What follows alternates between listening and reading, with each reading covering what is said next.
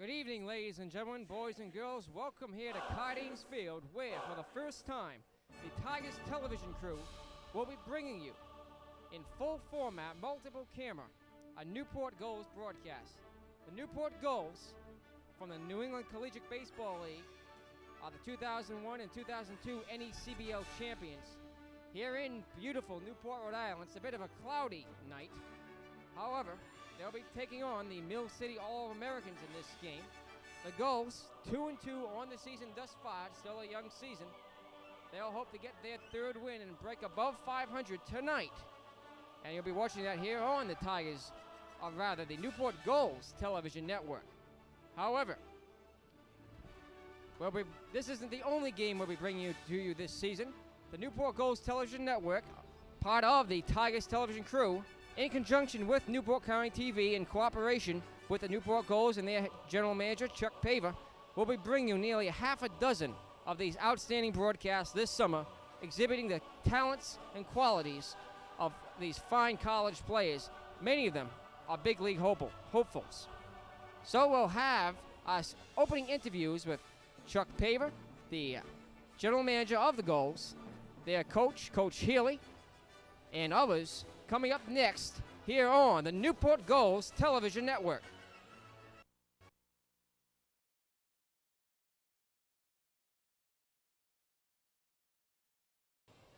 Welcome back here at Cardines Field, folks. I'm Nick Lima alongside Steve Iwanski here tonight for the inaugural broadcast of the Newport Gulls television network. You may have saw a preview show, which aired a short time ago on Newport County Television and statewide interconnects for Cox Cable. We're very happy to bring you these games this summer and exhibit the talents of these outstanding athletes of the Newport Gulls and their opposing teams. Tonight, the Newport Gulls will be taking on the Mill City All-Americans from Lowell, Mass. Both teams in the NECBL, New England Collegiate Baseball League. Now, Steve, it's going to be a promising game tonight. We'll be interviewing the general manager, Chuck Paver, shortly. We'll get his thoughts on this night. The Newport Gulls are 2-2 in the division. In the division south of the NECBL, there's a North Division and a South Division. That's right. The Gulls, looking to break above 500, 2-2. They expand their record to 3-2. They're perfect at home thus far. They had one game rained out this past Monday, actually. Today, by the way, folks, is Friday, June 18th. Steve, what are your hopes for today's game? Well, I don't know about you, Nick, and with this whole crew we have here, ready to set up the first of many games, I hope. I don't know if you're as excited as I am, but I certainly have high hopes for this game, and I'm sure it'll be a good time, and let's hope the Gulls can improve their record tonight. Definitely. Chuck Paver is next, here on the brand new Newport Gulls television network. Back here now at Cardines Field, I'm Nick Lima, once again alongside Steve Iwanski, and Newport Gulls head coach, Dennis Healy. Dennis, this game tonight for the Newport Gulls is very important. You're 2-2 right now in the season, in the division. Hope to break above 500 this evening. Yeah, certainly. We're missing a few guys. We're kind of feeling our way as we go here. We had a big win against Orleans in an exhibition and kind of came out flat last night. Fell behind 3-1, and then the rain shortened the game, and we stopped the game in the bottom of the fifth. And we were down 3-1, but we came out flat. We didn't play much defense, and we had our chances at times, but we were pretty much flat. Now, the other loss, also the away game, was a close game, I hear. Yeah, the game at Vermont, we were up 6-5 going into the bottom of the ninth, and we walked the first two guys, and we threw a bunt down the line. We were up 5-0 early in the game, and they kind of pieced a few hits together in the bottom of the fifth and scored 4 runs. So it was one of those games, you have early on where, you think you should have won, and it kind of slipped away at the end. Now, you're perfect at home this season so far. You played 2 league games and 1 exhibition versus a Cape Cod League team. How do you think the Gulls will fare against the Mill City All-Americans tonight in this home setting? Well, hopefully we'll come out and play hard and play the game the right way, and we should be fine if we do that. I don't know very much about Mill City. I know they're 1-2 going into tonight's game. Brian Leatherwood's going to start for us. He'll be a senior next year at James Madison. He was the number 1 starter for JMU this year, so he logged 80 to 100 innings, so he's pretty experienced. He'll move the ball around and should do a good job for us. What sorts of pitches are we going to see from Leatherwood tonight? Leatherwood's, he's a fastball, breaking ball, changeup guy. He's going to pitch in on lefties and drop his breaking ball into righties. So, look for him to throw a lot of ground balls. If we play defense, we should be fine. Steve? Now, you've talked about your pitching staff. Obviously, it's early in the season to tell, but what batting standouts do you think you have this season? Who do you think has the powerful bats this season? Well, so far we're trying to still figure out the middle of our lineup. Like I said, we're missing 4 position players. We're probably going to be key guys in the middle of our lineup. Right now, Jose Rivas, he had a big game his first night out, and he's been hitting in the 3-hole. Ryan Chambers had a big game his first night. He's kind of struggled since then. So we're still kind of finding some guys who can drive in some runs in the middle of the order. We have speed at the top and the bottom. Chris Stanton, Javi Sakura, those guys have been doing a great job of getting on. Stanton's been running every time he gets on. He'll steal second, third at any time. Mm-hmm. So look for that a little bit.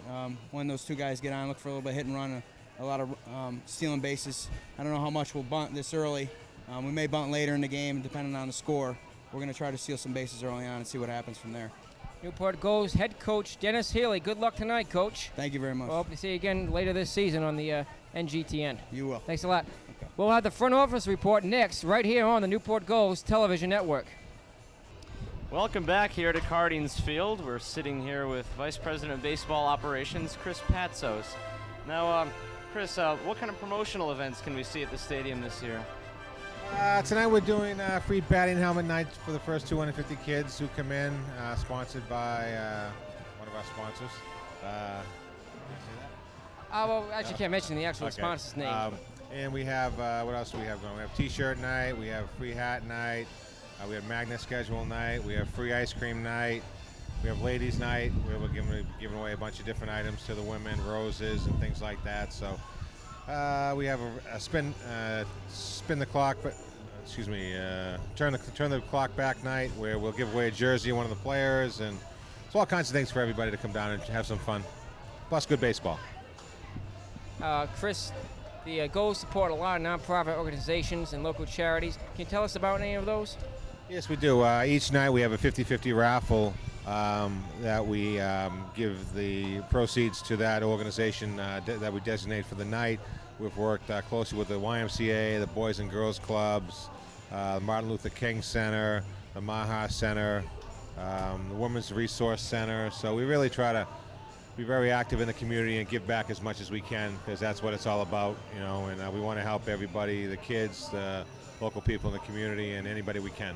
Now, one of the biggest charities that you help support is the summer camps here at Cardings Field. Can you tell us more about that? Yes, we have summer camps, 6 weeks of summer camp during the season, which all the kids work at those summer camps. Basically, that's how we employ the kids for the summer, because technically you're not supposed to pay them, but they can work our camps for us.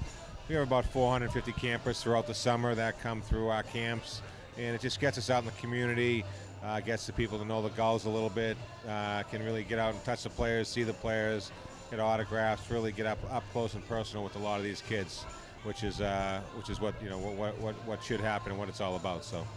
Chris Patsos, Vice President of Baseball Operations for the Newport Gulls. Thank you very much. Thank you, guys. Good luck this season. Thanks a lot. We'll have the rest of the front office report next here on the Newport Gulls television network. Well, welcome back here once again at Cardings Field. Unfortunately, Chuck Paver, General Manager of the Newport Gulls, can't join us tonight. He's a very busy gentleman out there organizing, coordinating this entire event tonight. So we'll let him go off and do his thing, but he promises us in the future, perhaps our next broadcast, we'll get him for an interview, and maybe even the post-game show tonight. We'll see about that, folks. For now, though, we're here with Nan Haru from Stopover Services. Nan, welcome. Oh, well, thank you very much. I guess I'm a poor second for Chuck, but I hope I'll do. Oh, that's quite all right. Not at all. Now, Nan, just tell us, what is Stopover Services? Well, Stopover Services is a private nonprofit. We provide counseling for teens and their families, and we've been doing that since 1981, so we've been around a while. We do also activities after school programs. We have student assistance counselors in the various schools. We have a host home program, and I hope later on in the broadcast we'll be able to talk more about those individual programs. Between each inning here, we'll be going to you and the Stopover Services personnel. Who will be seeing and just what will they be saying? Well, our executive director, Tom Butero, is here. The president of our board, Cindy Leary Johnson. We've got our host home coordinator, Penny Billington. We've got our clinical supervisor, Cal DeLulio, whose son is on one of the cameras, by the way. And we've got a variety of staff members and volunteers that'll be talking to the audience today. Oh, Nan, thank you very much. We'll go to you again later in the broadcast and get all that information out to the people at home. Okay, thanks so much. We really you. appreciate it. We'll have the starting lineups next here on the Newport Gulls television network. Welcome back here at Cardines Field with the starting lineups for tonight's game. The visiting team tonight, the Mill City All-Americans from Lowell, Massachusetts. Leading off for the All-Americans will be the designated hitter, Austin Wasserman.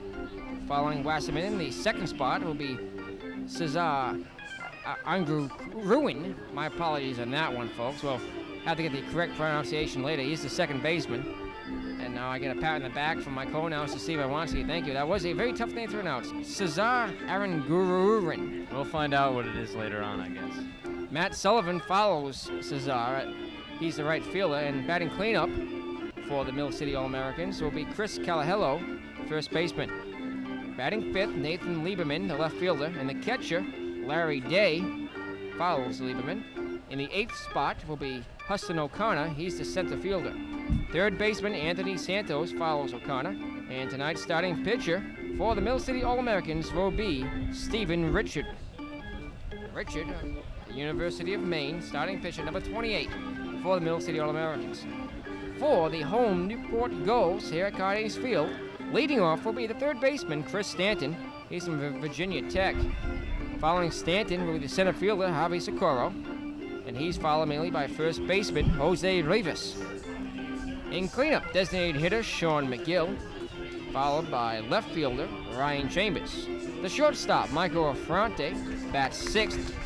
Leo Guerrero, the right fielder, bats seventh. And in the eighth spot will be catcher Chris Brake. Rounding out the order for the Newport Gulls, Mike Chambers from Franklin Pierce. He's the second baseman. Starting pitcher tonight for Newport, Brian Leatherwood. He's from James Madison University. Leatherwood, a junior at the university. His hometown's Norfolk, Virginia. He's 6'1", 190 pounds, and he'll be starting tonight. We'll have some more information on him a little bit later in the broadcast. We'll have the first pitch next, right here on the Newport Gulls television network.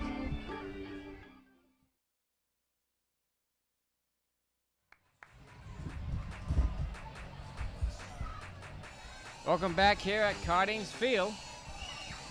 I'm Nick Lima alongside Steve Iwanski. Good evening. And we're here today to bring you this broadcast. First pitch is scheduled to be 6:35. And there'll be some pregame festivities out there now on the field. And we'll just talk through them. One thing interesting, the current standings in the New England Collegiate Baseball League, NECBL, a little bit complicated to say the abbreviation. But That's right. in the Southern Division, which is the Newport Gulls division, Torrington is in the lead. They're 3-1 with a .750 winning percentage. Torrington definitely a contender in the Southern Division this season. They're followed by Holyoke in second place. They're 4-2 on the season.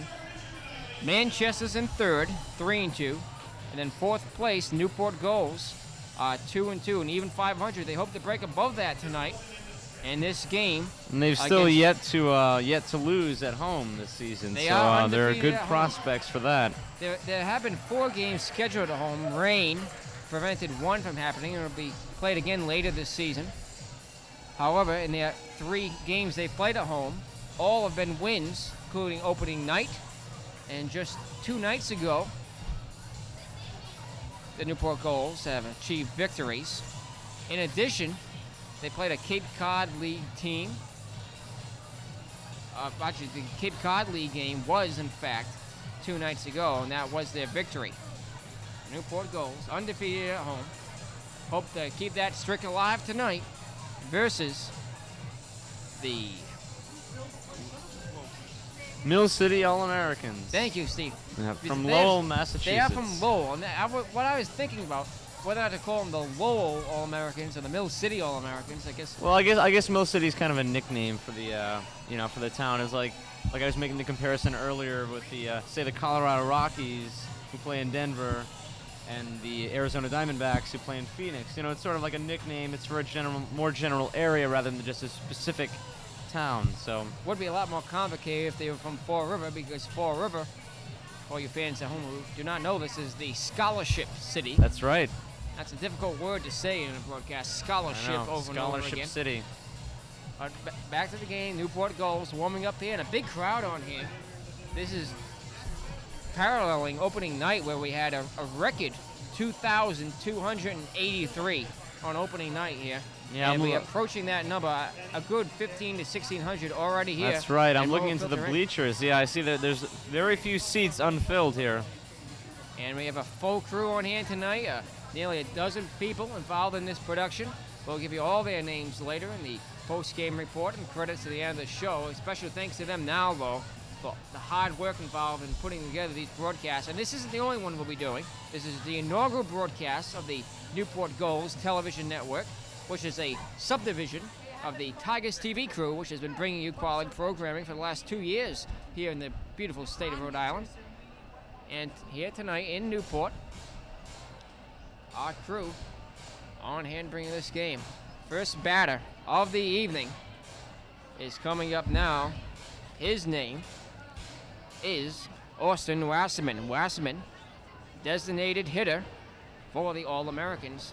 He'll be facing starting pitcher for the Newport Gulls, Brian Leatherwood.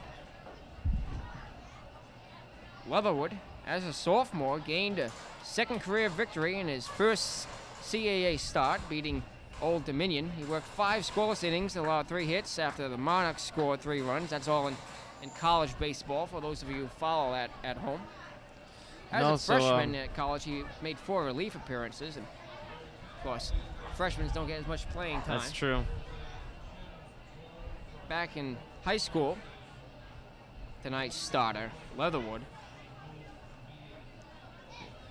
he was an all-state player in both baseball and volleyball as a senior for the Granby High School Comets. So some of the background on our starting pitcher, Brian Leatherwood. This is his first appearance yet this season, but they have high hopes for him. First pitch of the ball game is a cold strike right down the middle with a fastball. Leatherwood gets a cheer from the crowd as he gets things going well for the Newport Gulls. First pitch, a cold strike. Here's the 0-1. And there again, got the outside corner, strike 2. So now, Austin Wasserman in a hole, 0-2.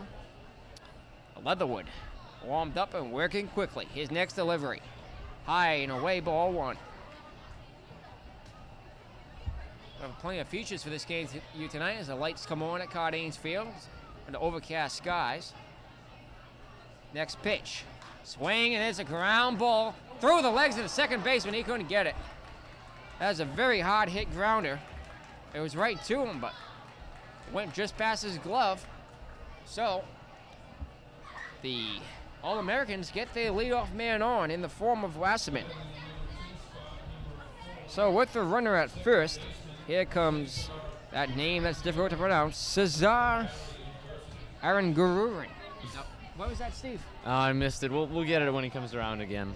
Next time, we'll get the PA's interpretation That's of his right. name pronunciation. Cesar batting from the left side of the plate. He's a second baseman for the All-Americans. With the runner at first, the pitch. The runner goes. There's a ground. It's fouled. Not far from the plate area. And the runner has to retreat.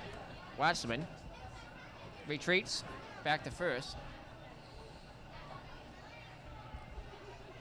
As I was saying, we have a full production crew on here tonight, including instant replay, graphics on screen, which you may have just seen. 4 cameras. One of them will be giving interviews with Stopover Services, nonprofit organization, in between innings. The next pitch, swing, and there's a drive to center That should field. fall in. That is falling in for a hit. And Wasserman holding at second. Cesar at first. Now, Leatherwood in trouble early. He came out strong through 2 straight strikes. Now he's giving up back-to-back hits. So with nobody out, runners at first and second. Here's Matt Sullivan. Sullivan, right fielder for Lowell. Sullivan also left-handed. Left-hander, I should say. Facing the right-handed pitcher, Brian Leatherwood. Leatherwood checks the run at second. The pitch. It's a ground ball by the diving third baseman. Ooh. 1 run will score. Here comes Cesar. He's being held up at third. The throw is not in time. So just like that, 1-0 to score here at Cardines Field, with runners at second and third and nobody out. You know, that was a double right off the bat. I mean, when you get those hard hits right down the foul line, you know, it's almost assured of double bases.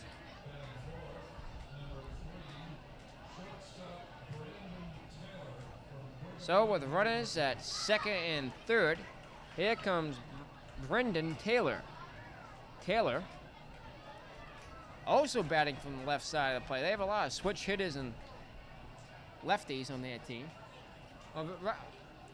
My apologies, folks. I've been calling the left side of the plate the right side of the plate.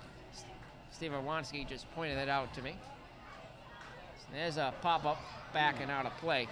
Listen for the broken glass, Nick. You gotta love the PA sound effects they play at Cardines. I wish I had that tape at home, you know. Leatherwood has to deal with the runners at second, runner at third.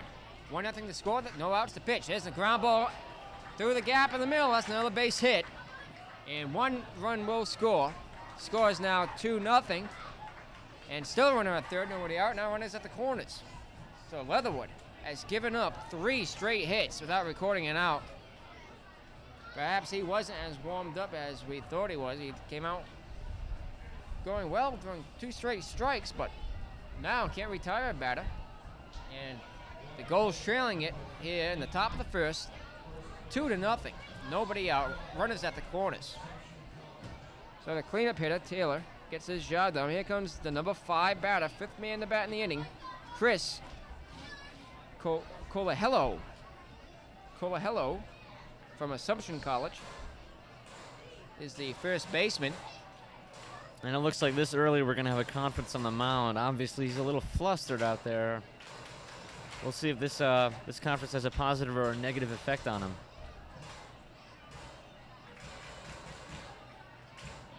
Both the catcher and I believe the pitching coach out there to talk with Leatherwood. Let's see if he starts throwing some strikes. And he's been throwing strikes. He's just the hitter's been making too much contact. 3 hits given up already in the first 3 batters he's faced. Leatherwood from the set, the pitch. Low and away. Ball 1. Calhoun's up at 1-1. Runners at the corners. 2 runs already home. Still nobody out here in the top of the first.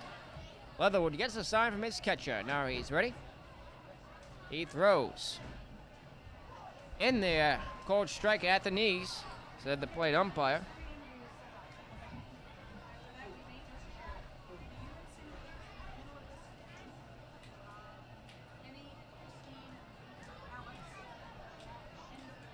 Leatherwood throws again. The runner holds, and now he's caught in a rundown between second and third.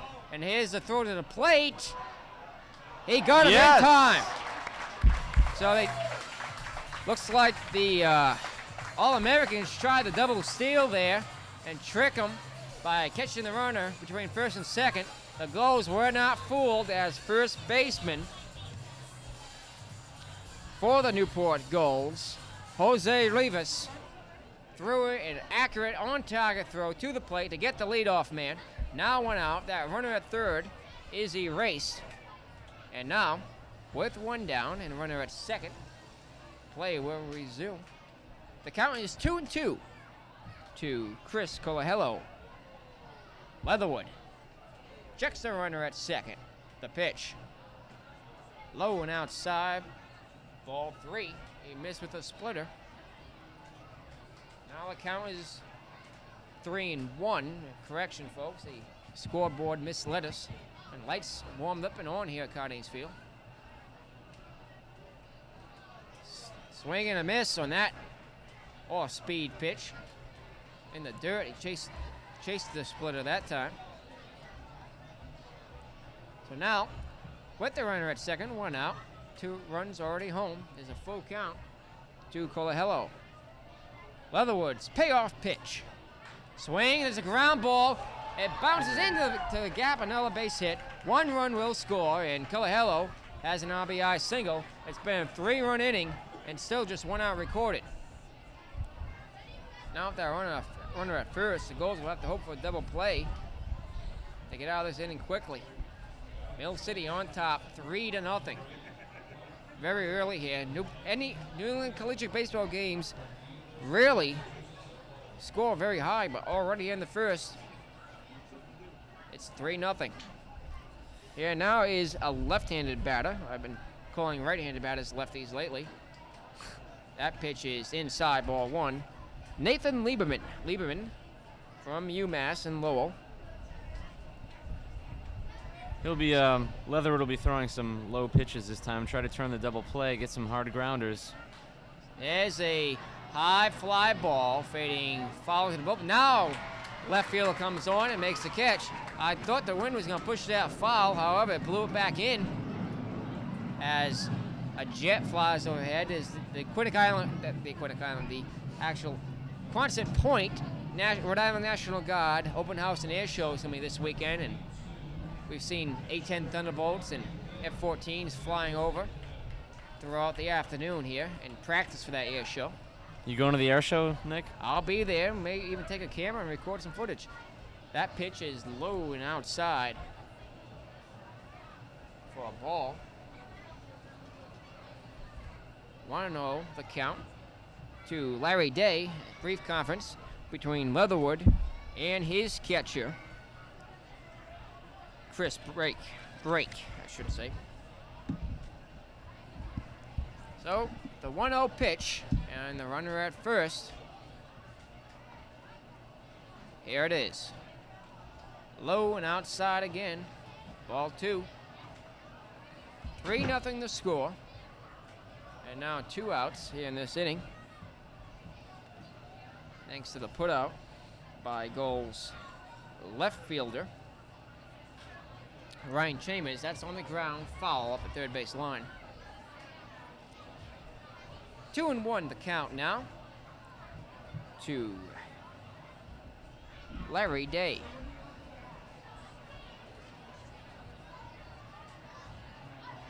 Day at the plate. Nathan Lieberman at first, or rather Chris Colahello at first. He recorded the run batted in. Lieberman was the one retired. Swing, and there's a high fly ball. The right field comes over and makes the catch for the out that retires the side. However, the Mill City All-Americans get 3, and after half an inning, Mill City 3, the Gulls coming up here on the Newport Gulls television network.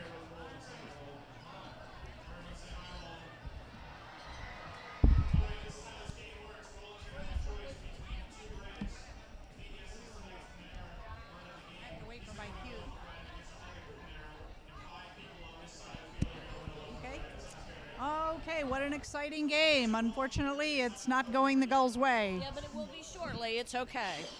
Okay, with me right now are Tom Butero, the Executive Director of Stopover Services. Welcome, Tom. Thank you, Nan. How you doing? I'm fine, thank you. And also with me is Cindy Leary Johnson, the President of Stopover Services Board. Welcome. Nice to see you again, Nan. Okay, well, we will talk a little bit about SOS, but let me ask Cindy first, what in the world got you involved in working with SOS? Actually, it was an ad in the Providence Journal in the volunteer section that said they needed some board members. After meeting with Tom, I was a goner. And we're very glad about that. Thank you. Okay, Tom, we don't have a whole lot of time between at-bats, but tell us a little bit more about the services SOS provides. Stopover Services has been around since 1981. We serve primarily adolescents and families. We have services for runaway, I got to speak a little louder here, services for runaway and homeless youth. We do counseling services for kids who are at risk for substance abuse and other self-destructive behaviors. We have a number of prevention programs in the schools, all centered around substance abuse and violence prevention. Student assistance counselor in Tiverton Middle School.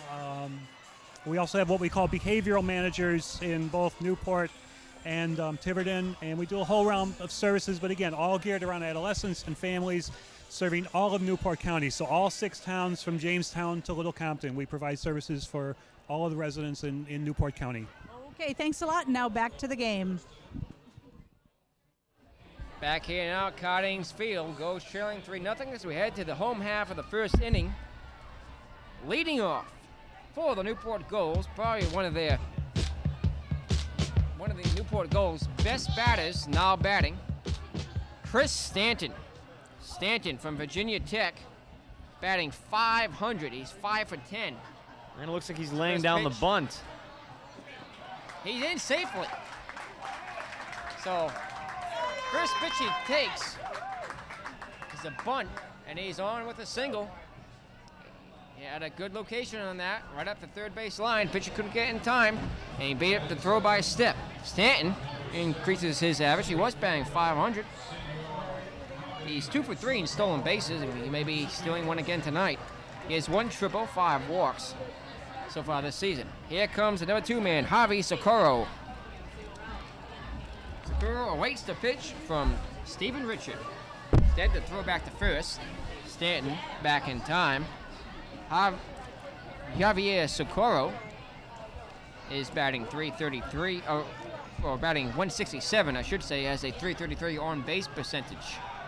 The next pitch is bunted again on the ground, and Socorro is tagged out. However, he does get the job done advancing Stanton to second. So now the Gulls already trying to rally, have their first runner in scoring position of the night with 1 down here in the home half of the first. Up next is Chris Brake. I should say Jose Rivas. Brake will be batting later in the lineup. Jose Rivas is batting .357, and another outstanding young athlete for the Newport Gulls. Stephen Richard looks in for the sign from his catcher, Larry Day. He checks the runner at second. The pitch. And the dirt gets to the backstop, and there goes Stanton to the third. And he's being held up there as Day recovers that pitch quickly. Let's see how that gets scored as either a wild pitch or a pass ball. So now 1-0 the count to Jose Rivas. Rivas, 2 runs scored in this young season, has an RBI and 1 home run. Next pitch in the dirt, blocked by the catcher Day. And as Brian Leatherwood had a shaky start here in the top of the first, we're seeing more of the same from Stephen Richard, his opponent. And then again, maybe we'll see some of Leatherwood's comrades on the Newport Gulls give him some run support. Swing and a miss, took a big cut of that fastball up high. He's swinging for the fences. Maybe we'll see a second home run for the season tonight. 2-1 the count on Jose Rivas.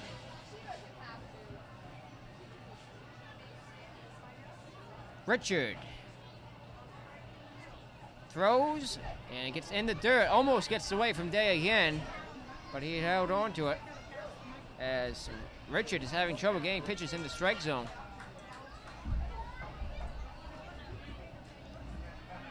Steve gets the sign from Day.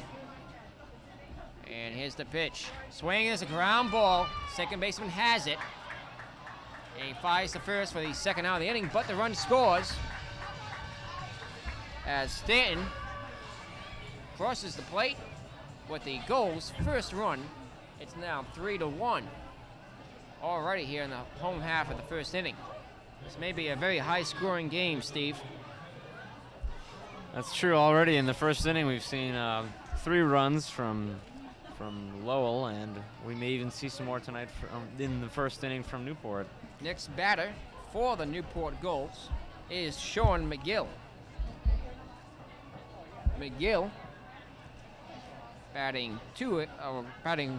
167, has 2 hits in the season, an RBI, and 1 stolen base. He's in a hole now, 0-2. He's been hit by a pitch once, one of the only batters on the team to get hit by a pitch thus far.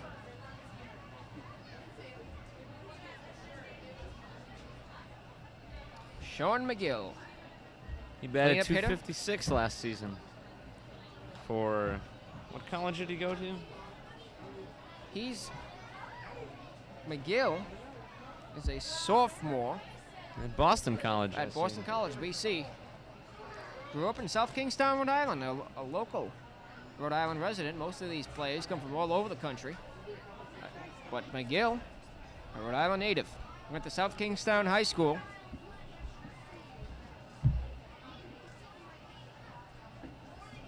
And he stands in now, battling with Richard. The 2-2 pitch. Low, ball 3. Count is full, bases empty. 2 down. Gulls trailing by 2, 3-1 the score. Here in the home half of the first inning. Steve Richardson gets the sign. Working quickly, the pitch. Swing, and there's a ground ball. The second baseman has it. The throw to the first is not in time. Second baseman for the Lowell All-Americans made an outstanding grab on that. However, he couldn't beat the fast-running McGill to first. Second baseman will get his name momentarily. Cesar oh, that's the crazy name I mentioned earlier. Yeah, that's right. We'll call him Cesar. Yeah. Cesar, second baseman. That's his first Cesar. name, folks. Cesar. Did make an outstanding sliding grab to get that hard hit ground ball. Here's a throw to first. Now they have him caught in a rundown. Oh, the throw gets away into center field. And now he's rounding second. He's going to be on his way to third. And there is no throw. Slides in safely. And just like that, the Gulls have another runner 90 feet from the plate at third base. That'll be charged as an error. Because there is no excuse for that. I mean, that was an easy force out at second. Could have ended the inning right there. But, you know, when you throw it away, make those bonehead plays and stretch the inning longer. So, McGill got caught, almost got caught in trying to steal second, and instead turned it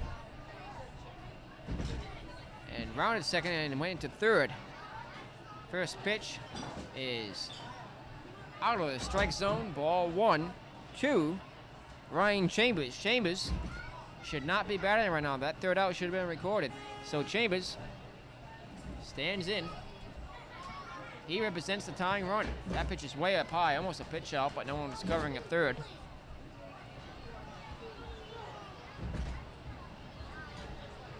Here's the next delivery from Stephen Richard.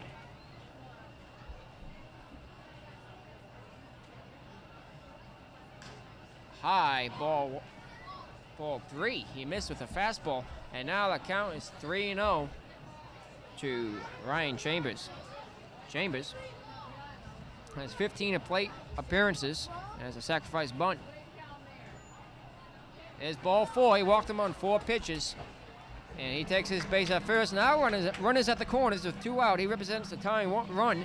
The go-ahead run comes to the plate in the form of Michael Affronte. Affronte, shortstop for the Newport Gulls. He's batting 0.71. Not very impressive average here. However, it is early in the season. And he did bat 305 for Lemoyne College last year. He batted 353, actually, for Lemoyne this year, and 305 in 2003. Career, he's batting 331, so I'm sure we'll see that 0.71 average improve substantially. You know, it's those beginning of the season slumps. You know, you got to get out of those. Does strike out a lot, 30 career strikeouts in 2 years of college playing.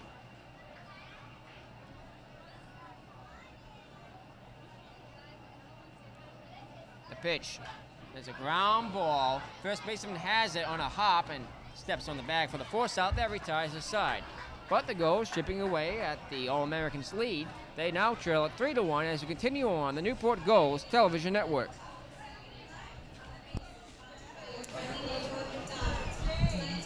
Okay, well, the game is progressing. We've got a little break in the action now, and I'd like to introduce 2 more of our staff from SOS.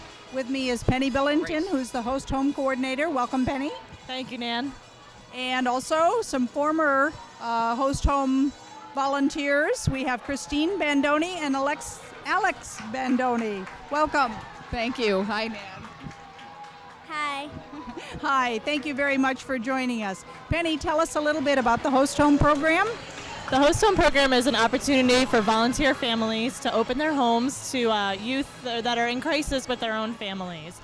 Usually the youth will stay with the volunteer family for 2 to 3 weeks, and it's an opportunity for that family to take a break, a cooling off period, work with their counselor that they'll be assigned from SOS on some of the issues, and hopefully reunify them after that short cooling off period. And is the agency in need of host homes? Yes, they are. We are a county-wide agency, so we're looking for homes in all the way from Newport down through Little Compton, Jamestown. It would be wonderful to have some Tiverton homes, but certainly anybody that's interested should contact us. Well, thank you very much, Penny. Okay, the Bandoni family. Whoops, I guess we don't have time to do this interview. Sorry. We'll get back to the Bandoni family. Thanks. Back to you. Here now at Cardines Field, Newport Gulls trailing it 3-1.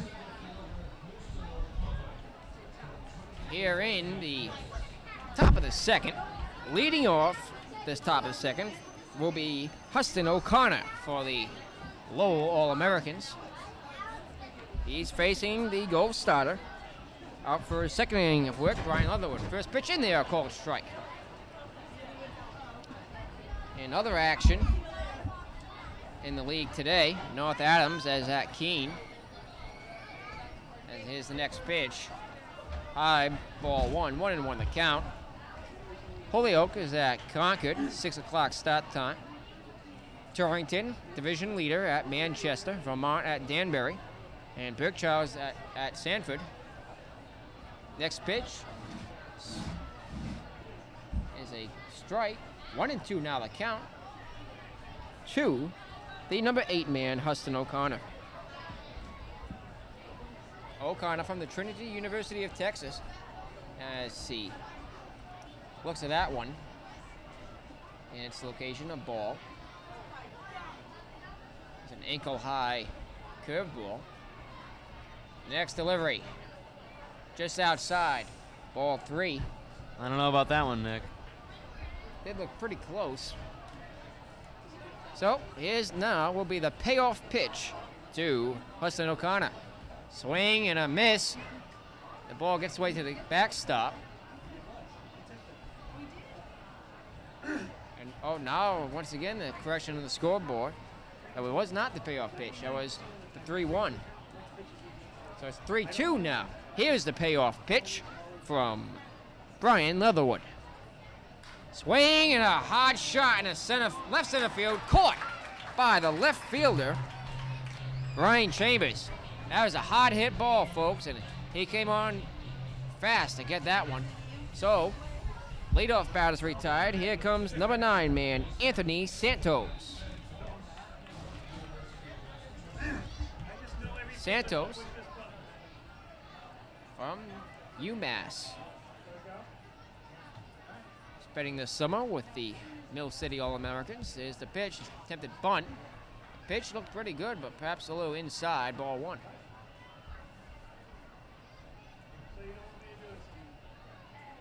Here's the next delivery from Leatherwood. Winds, kicks and deals. Swing is a ground ball. Second baseman can't get it. And that'll be a base hit, as now it's backed up by the center fielder. And that's the second hard ground ball of the second baseman we've seen today. I mean, you would think that he would pick it up some more, but the problem is, those hard grounders, those are hard to get. And we've seen that often in the majors, those hard ground balls. They get through your legs, and, the inning can come apart very quickly for the defending team. Just 1/3 inning of work. That's the 4th hit that Leatherwood has given up. Here's the left-handed batter and leadoff batter, Austin Wasserman.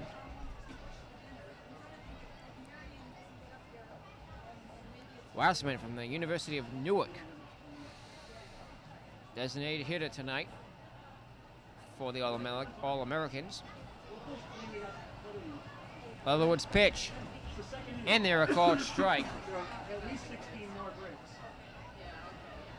Back-to-back strikes from Leatherwood as the crowd is filled in even more here at Cardines.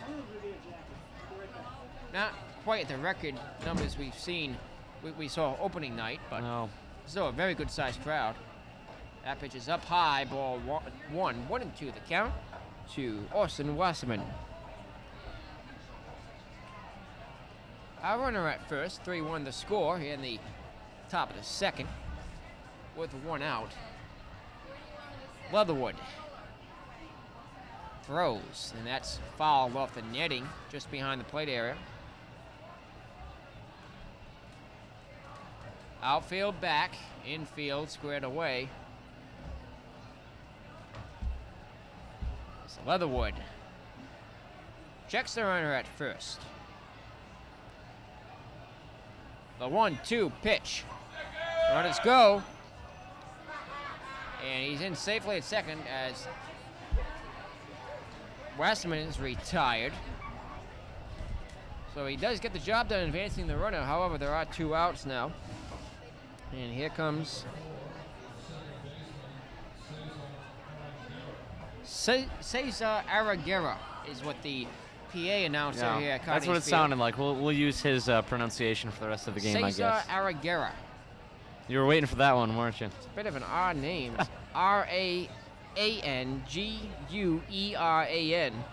Aragueran. First pitch is a strike. Leatherwood has to worry about that runner at second. He gets the sign. Now he likes what he sees. He checks the runner at second. The runner starts to go, and there's a ground ball. Shortstop has it, fires the first. Inning over. He got him by a step.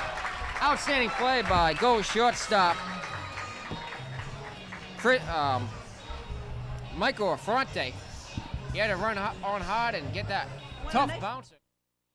He did it for the out that retires the side. So the All-Americans leave a man, and after 1.5, it's 3-1 Mill City here on the Newport Gulls television network. Okay, well, thank you very much. And here we are with another one of the staff members at SOS. This is Cal DeLulio. She is our clinical supervisor. Welcome, Cal. Thank you very much. I'm really pleased to be here to talk about our services. And I know that most people don't know what we do, but we treat adolescents and their families, and we're free services. And we are considered to be outreach, which means that we will go anywhere the kids want to go. In other words, we'll go in the school, we'll go to the beach, we'll go to the home, we'll go in the office. So that really appeals to adolescents. They can go to Burger King and say, wow, this is terrific, you know. And then we do family therapy because we know that the youngster is not just the one that needs a little help in communications, and we do a lot of parenting work with the parents. We also have programs in the schools, behavioral programs, and we have art programs for kids, mostly in the elementary school, but we also have a new art program, teen entrepreneurial program, which is with students in the high school, and they're doing this new program. Okay, well, excellent. Thank you very much for joining us, and we'll be talking about more services later. Back to you. Back here once again at Cardines Field. Newport Gulls trailing it 3-1 as we head into the home half of the second. It's still quite early here.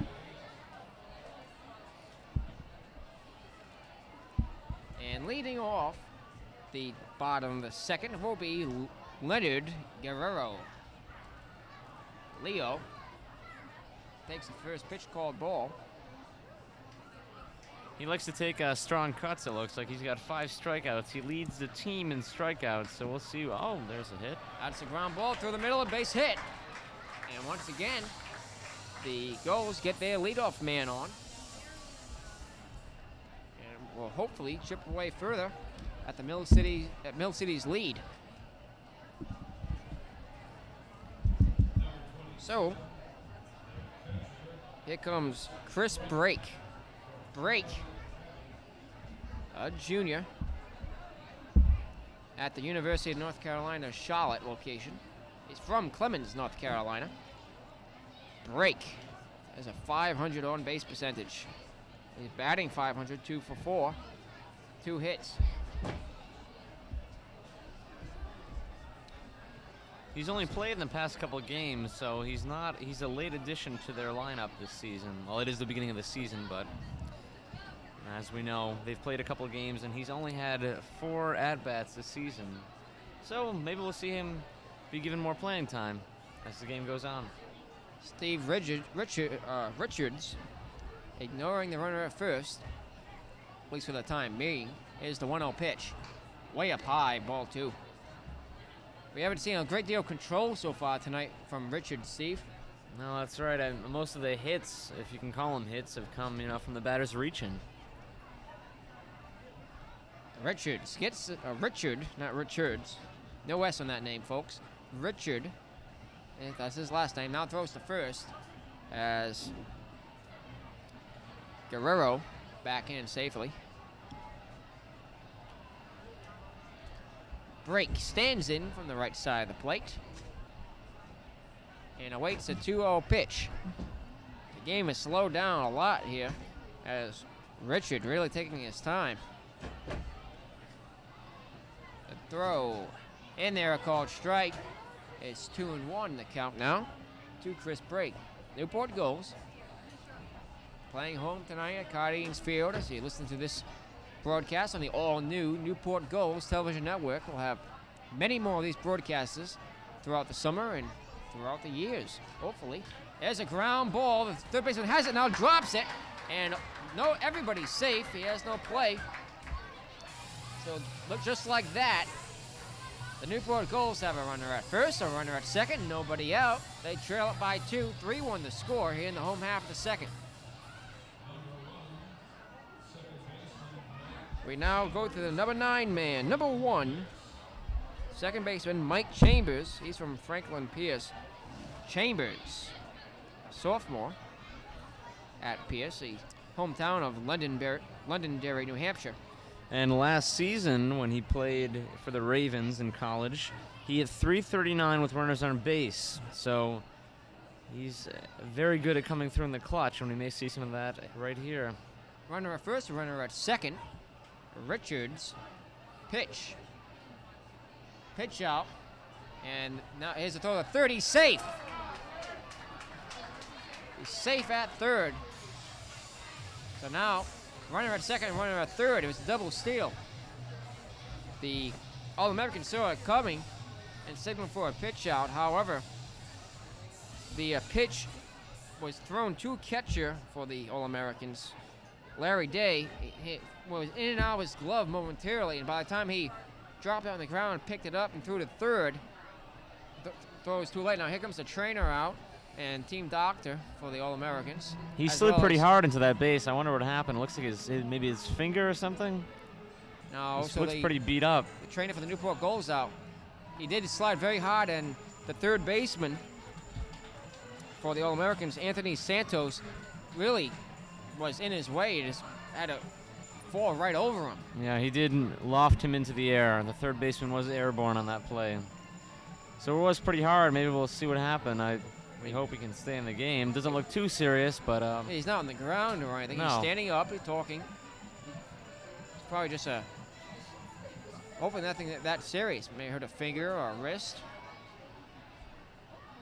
And he'll stay at third. He's not going anywhere. So he stays in the game. So runner at second and a runner at third. Runner at second. Chris Break, Chambers at third, or rather, Break at second, at third, and Chambers at second.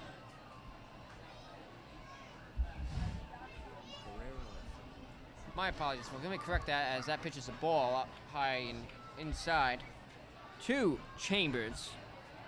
It's Leo Guerrero at third. He's the one who had a bit of more of indecision there. He looked a little bit injured, but he's all right. He stayed in the game. Leo Guerrero at third base. Chris Break at second, and Mike Chambers is batting at the plate. There's a foul off the screen. So the count on Chris Break is now 2-1 as the Gulls have the tying run at second, and the catch-up run at third.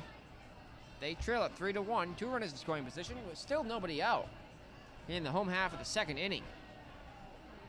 Stephen Richards' pitch gets away from the catcher. He didn't see, but there's no chance for any runners to advance.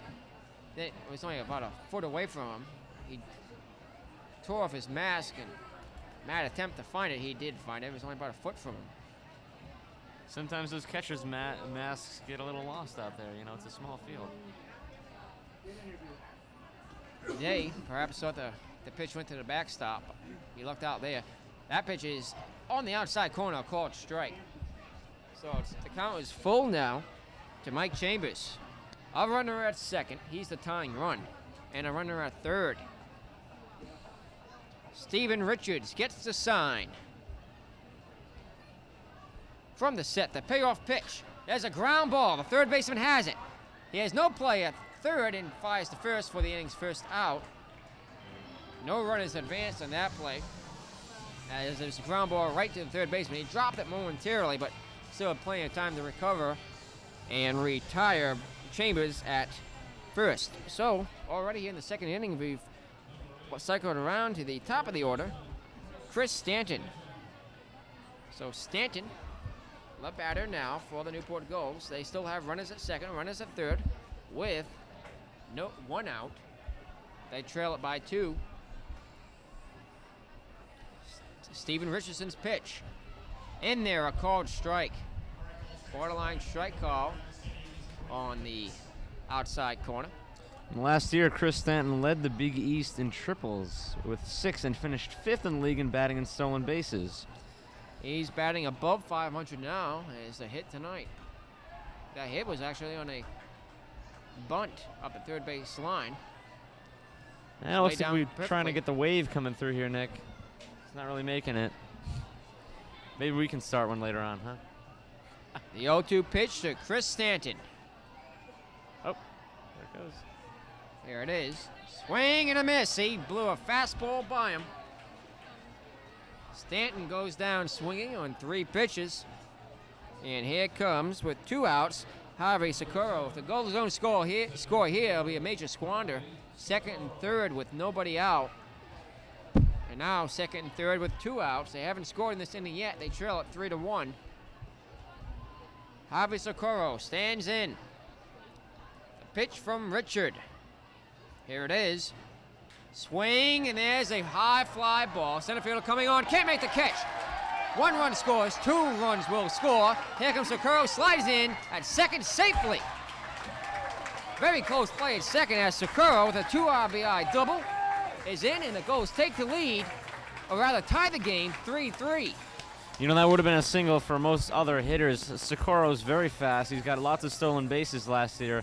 And that was a really shallow hit. I'm surprised he made it, but of course he is fast, and that's a double for Socorro. So the Gulls do not have a squander with still 2 outs.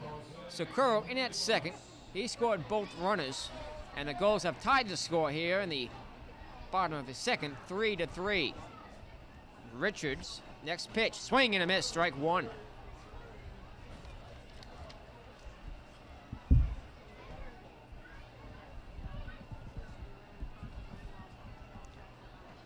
Richard pitching now to Chris Brake, or rather Jose Rivas. I did that again, folks. I keep confusing Chris Brake with Rivas as a throw to second, and Socorro back safely. Socorro in scoring position. He's the go-ahead run, and Sharon's in there at the plate in the form of Jose Rivas. That pitch is low, ball 1. The count evens up at 1-1. Rivas has a home run this season. Right here at Cardines Field. He hit that home run deep to center early on in the season. Still is early now in the season. However, that was the opening night, actually. He hit that 2-run shot when the Gulls won that opening night game 2-1. The 2-1 pitch from Steven Richard. With the go-ahead run to second. There's a pop-up. First baseman calling, and second baseman there too, as first baseman Chris Calahello reties the side.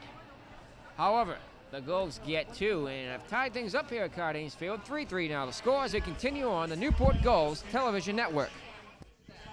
Okay, well, this is really getting to be a little bit more exciting, huh, Tom? Well, the score's tied, looking good, yeah. Okay, one of the more exciting things that's going on at SOS is a fundraiser that's coming up in August. Would you like to talk about that? That's right, August 26th, the Thursday night at the Newport Hyatt. It's called An Evening in Venice with Chef Robert. Robert Doherty, who's the executive chef at the Hyatt Hotel, puts on a gourmet buffet dinner like you have never had in your life, followed by a live auction. And the premier event at the auction is Chef Robert will go to the home of the highest bidder, and he'll prepare dinner for 10 people. And he brings his own staff. He does all of the cooking, brings all of the food to help. He'll even bring a maitre d' to greet your guests at the door. It's a fabulous night, August 26th. Tickets are $45 a piece, $80 for a couple. You can call us at Stopover, 848-0758. I almost forgot the phone number there. It's a great night out. We like to think of it as the premier event for the summer, particularly as we get into late August when things start to slow down. All the music fests are done, and this is just a great night out for everyone. Okay, well, thank you very much for sharing that information with us, Tom, and we encourage our viewers to join the SOS family and get out to see Chef Robert and taste that wonderful buffet. Okay, back to the game. Back here once again at Cardines Field, and Matt Sullivan will be leading off the top of the third. The score tied 3-3. Here now is Steve Iwanski. Thank you, Nick. And Sullivan sets in. Brian Leatherwood's still in. He comes up to the plate, to the pitcher's rubber.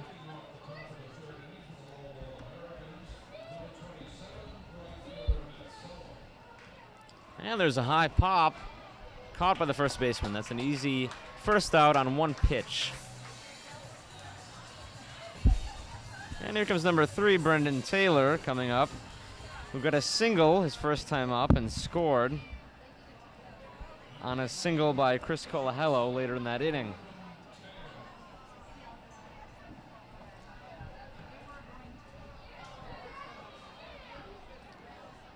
Leatherwood sets up. The pitch to Taylor. In ball 1.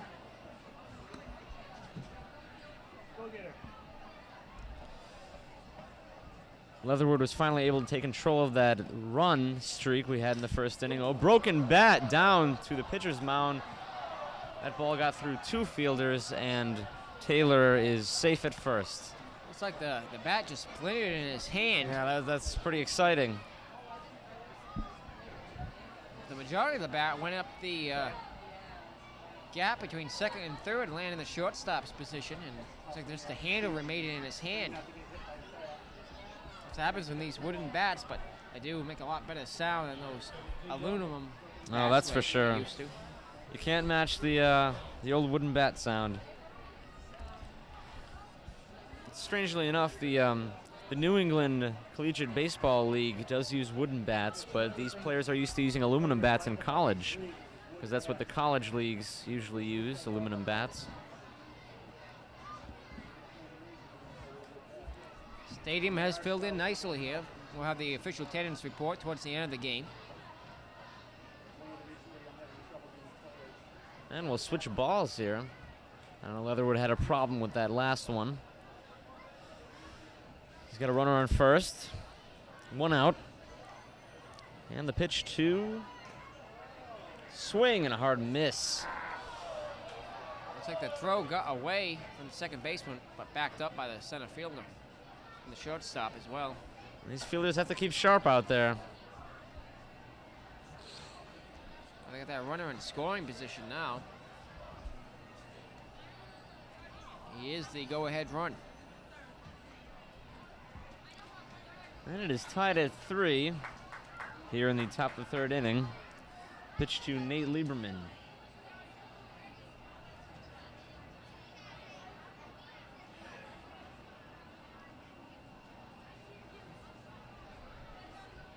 Low in the dirt. And the runner will not go.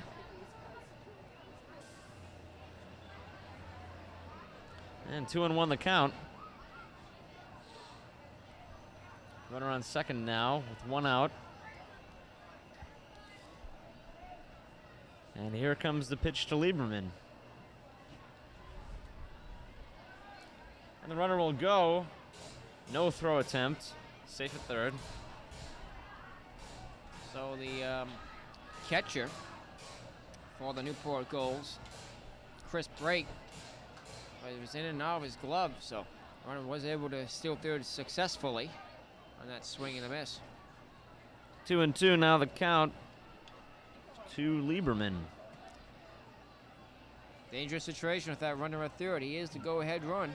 Only one out.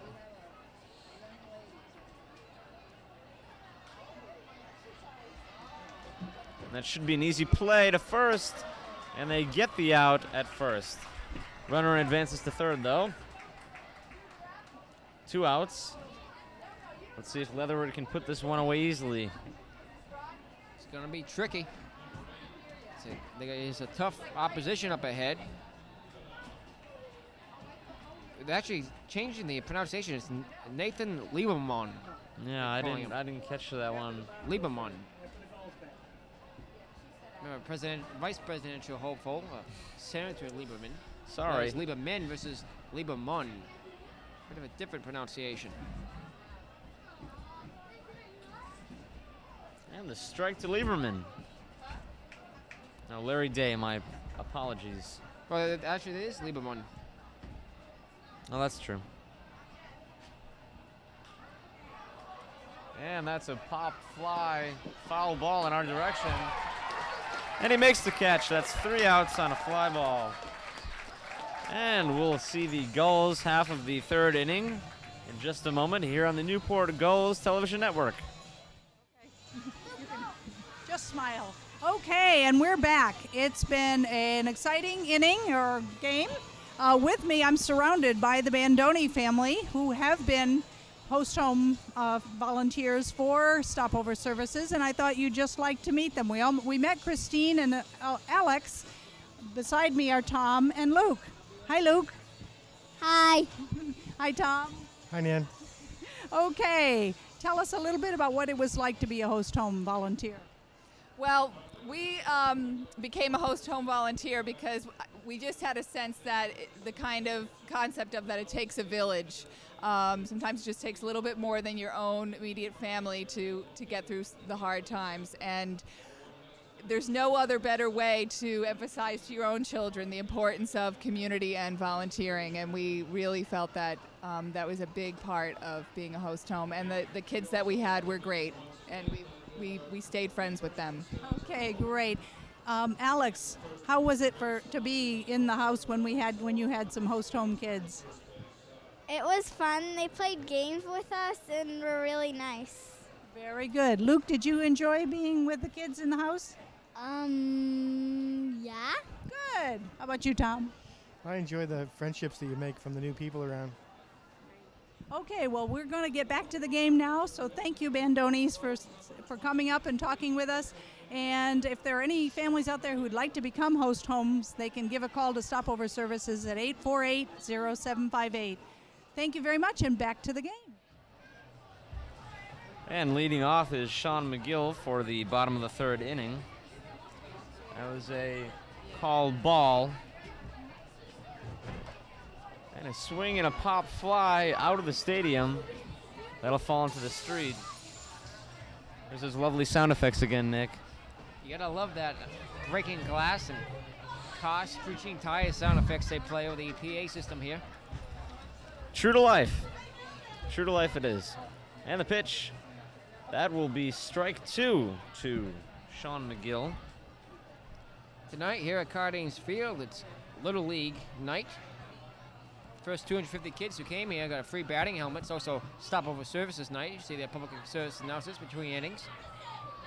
And there's a ball in the dirt. Count now 2-2. Here in the bottom of the third. We're very happy to have members of Stopover Services help us with the crewing for tonight's broadcast. And the pitch to McGill. That'll be called strike 3. Got that one by him.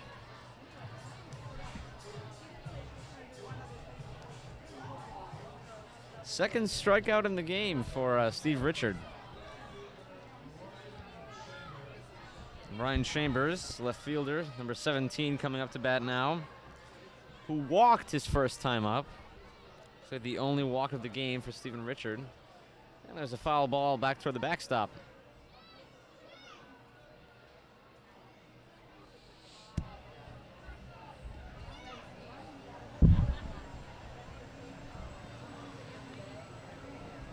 Ryan Chambers in his 17th plate appearance this season. Oh, and the ball goes away.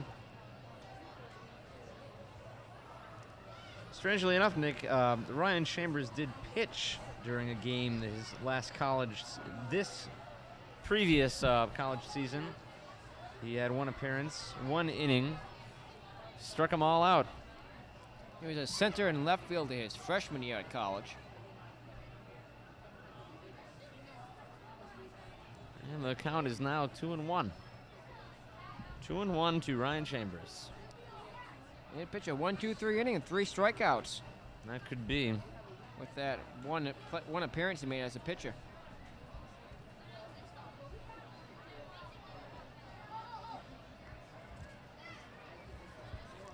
As a sophomore in 2003, he led his team with 10 home runs in conference play and ending the season tied for first with 11. And there's a whiff. A lot of hitting room in left center field. A big gap between the left fielder and the center fielder. Distance to center field at Cardines is almost 400 feet, 395, the furthest distance back. Full count to Ryan Chambers, and he gets a high fly ball out to center field, and he glides under it. That's out number 2 for the inning. 20-foot high fences all around the park, except for in center field. They get around 28 to 30 feet.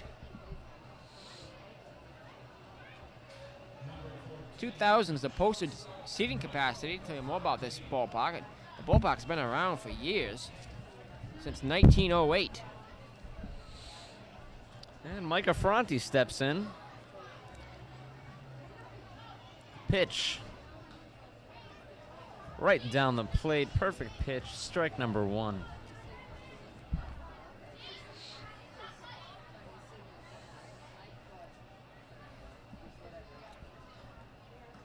Affronti tries to lay down the bunt.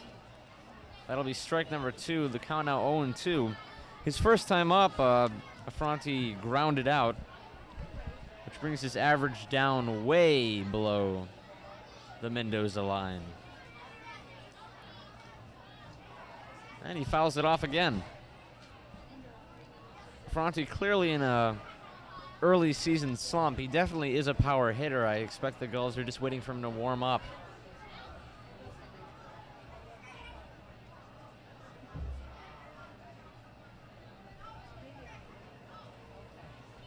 And Richards pitches to... Oh, and there's a foul ball. Third foul ball. Count still 0-2 with 2 outs here, bottom of the third. Correction, the Cardines Field was erected in 1936. The grounds were used for baseball, though, in 1908. The actual stadium was built in 36, though. Definitely a historic ballpark. Amazing it still survived all these years in the middle of downtown Newport. Sunset League, still in existence today, has been playing here since 1919. And there's a pop fly ball. Should be an easy third out. Third baseman glides under it, makes the catch. 1-2-3 inning. All 3 retired. Nothing doing this half of the third inning. And we'll be back in a couple minutes with the top of the 4th. Here now on the Newport Gulls television network.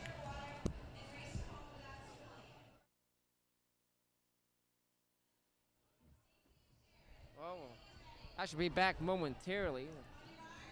We don't have an interview for this inning from Stopover Services. So, we'll take a look at the festivities going on between innings.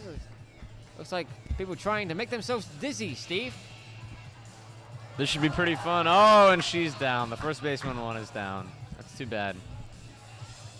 All right, let's watch this now. She's got to carry that plate with a cup of water on without spilling it.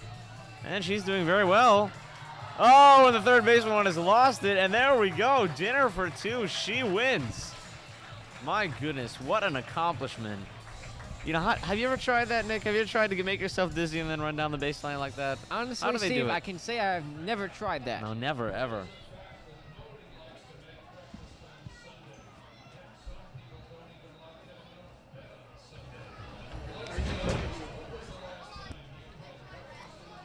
We're not too sure what our next broadcast will be, folks, here at Cardines Field, but we do plan to do 4 or 5 more games this summer, mostly in the month of July. And of course, they'll air on statewide and on NCTV in Newport County and statewide Cox Cable.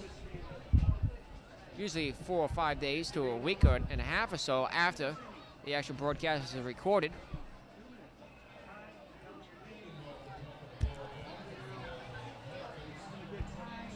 And once again, here with the 4th inning is Steve Iwanski. Thank you, Nick. Leading off is the catcher, Larry Day. And that's a hard line drive down to left field. That'll fall in for a hit. And he tries for second, not going. He stays at first. Larry Day with a leadoff single, first pitch.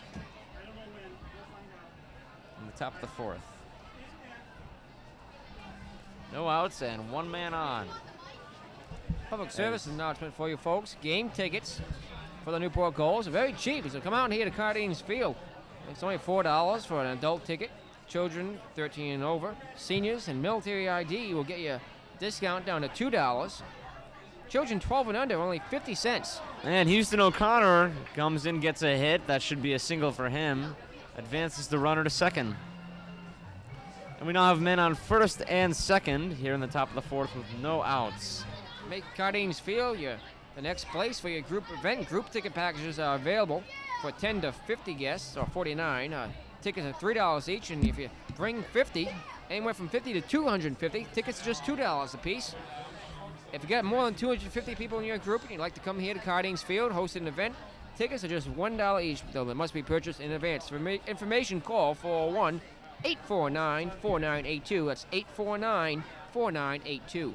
And Anthony Santos lays down the bunt. That'll be a sacrifice bunt as he easily makes the play to first, mind you.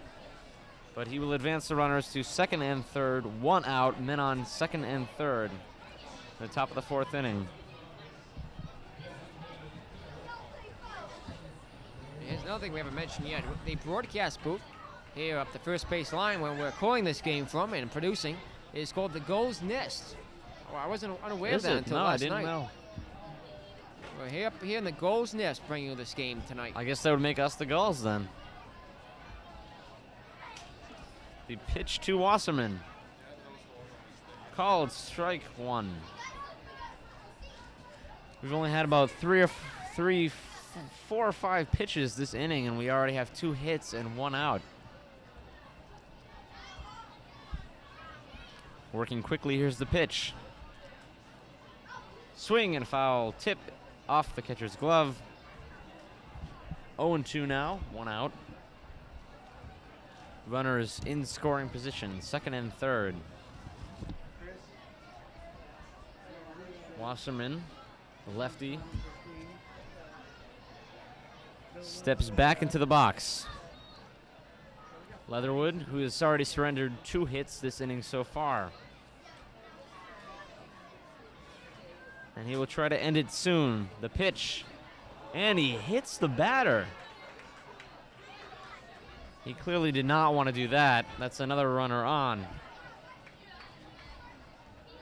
Dangerous situation now. Bases loaded, 1 out. Score remains tied, 3-3. However, that's in jeopardy. And Nick, here's your favorite, Cesar Aranguren. Aranguren. We got his name down finally. And the pitching coach and the catcher will come out for a conference on the mound with Brian Leatherwood. Bases are juiced, 1 out here in the top of the 4th. As conference continues out on the mound, the next game for the Newport Gulls will be tomorrow, Saturday, the 19th of June, where the Newport Gulls will be going away, actually, to face the Holyoke Giants. That's a 7 o'clock start time. We don't have the technology to bring you away games just yet on the Newport Gulls television network, NGTN. Well, maybe in a couple of years down the line we'll be able to do that. We're still just an upstart organization, Nick. You know, we gotta get as many games in as we can. It's an off day for the Gulls on Sunday, and then Monday, Manchester will be coming to Newport for a Cardines Field home game. Manchester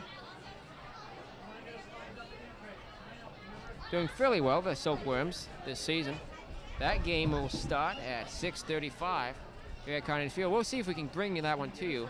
However, given some obligations of crew members, most likely not. Our next broadcast will probably be a game later in June, yet to be decided. And bases loaded. 1 out in the top of the 4th, and Leatherwood will take a couple warm-up pitches before facing Cesar Aranguren, the second baseman, who got a single his first time up, eventually scored on the RBIs and grounded out in the second inning. Actually, that is even Leatherwood, is it, Steve? That's a new pitcher. Oh, that's right. I'm sorry. So we have a pitching change coming to you from Cardines Field. We'll get some information on this call to the bullpen as number 13 out there pitching now. We'll have to check the rosters and get a name for him.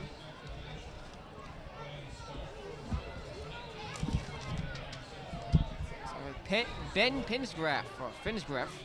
I'd say Finsgraff, yep. Finsgraff, he has 7.20 ERA in 1 appearance. He pitched 5 innings, allowed 8 hits, 4 earned runs, and struck out 5. And hitters have a batting average of .364 against Ben Finsgraff.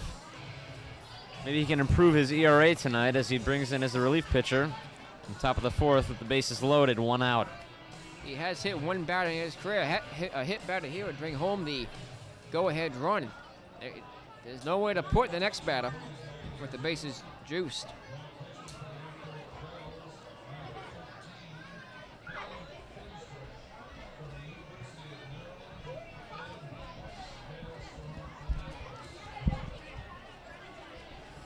And Finsgraff will start his inning pitching to Cesar Aranguren with the bases loaded. He sets. And the pitch to Aranguren. Low in the dirt. That'll be ball 1.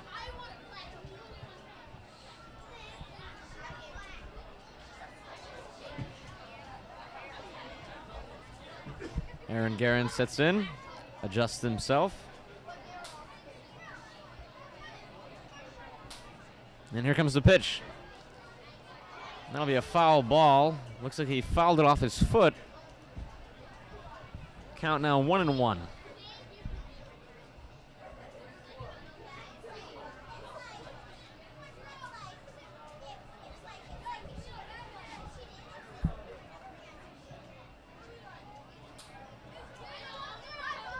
Finsgraff setting on the mound.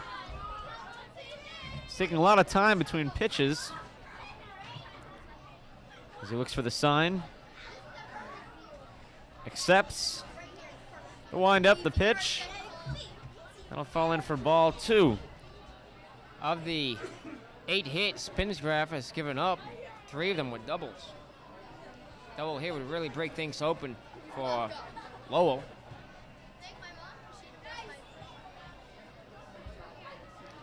Lowell looking to score here with 1 out in the top of the 4th. That will be ball 3. Count now 3-1, 1 out, bases loaded. It is not looking good for the Gulls. Of course, the score is still tied. All hope is not lost. If he can retire Aranguren, move on to strike out the next batter, well, we should see a quick end to this inning. And he will walk a batter in. Ball 4, and Aranguren walks. So that pitch was in the dirt. It scores now 4-3. Scoring Larry Day from third.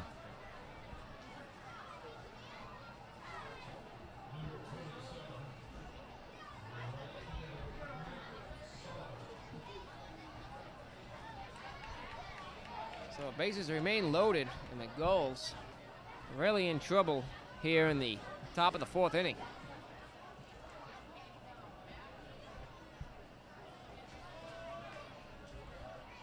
That pitch is, again, outside the strike zone, ball 1.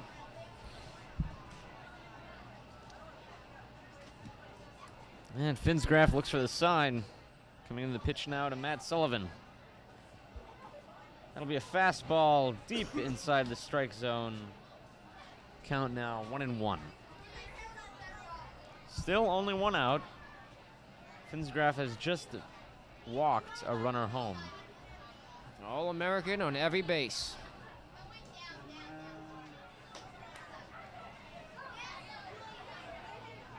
Now 2-1. As that ball falls in outside.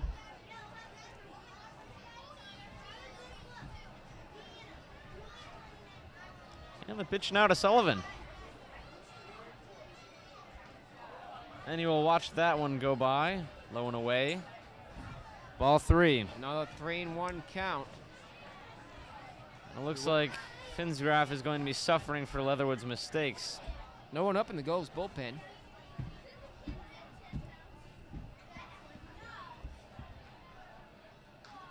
And that will, and the catch is made. The runners are tagging up. Throw home. Not in time. Misses, and the runner will advance to second. On the sacrifice fly. Two outs now. And 1 run has scored. Actually, I believe 2 runs scored in that play. 2 runs. Score is, the scoreboard reflects that it's 5-3, but the bases were loaded. Yeah, that's true. So the score is really 6-3, but the scoreboard is wrong. It is 6-3. So as soon as they update that scoreboard, it's a runner at second, runner at third. There were 4 runners involved. No one was out. So, I'm wrong, folks.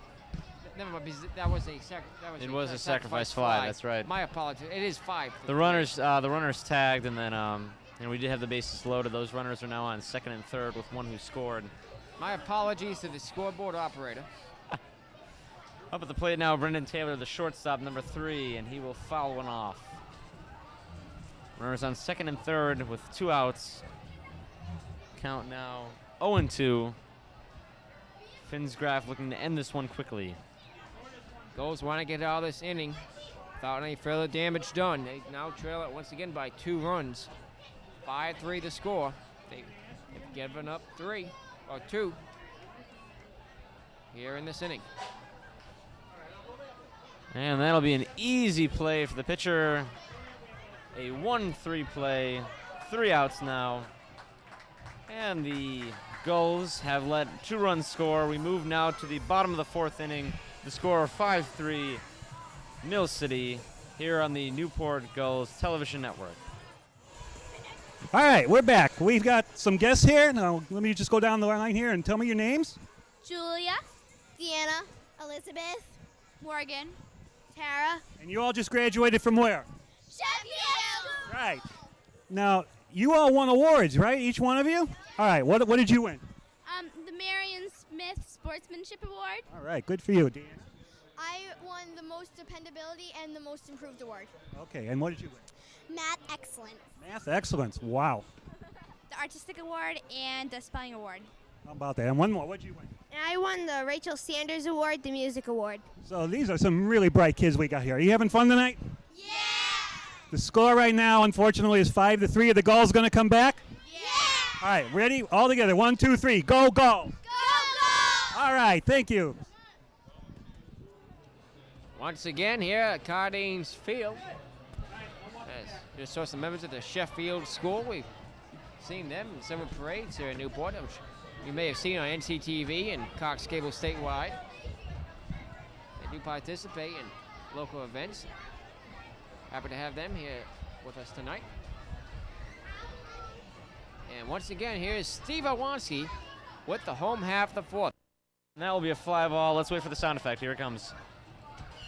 Yep, there it is. There it is. You gotta love that sound effect, Yeah. folks. That one fell into the street outside. Let's hope it didn't hit our car, huh, Nick? Our car is parked just behind us Yeah, here that in the would be- parking lot. It's in danger. I've seen a lot of foul balls go over there in my time at Cardines Field. That could really ruin our night, huh?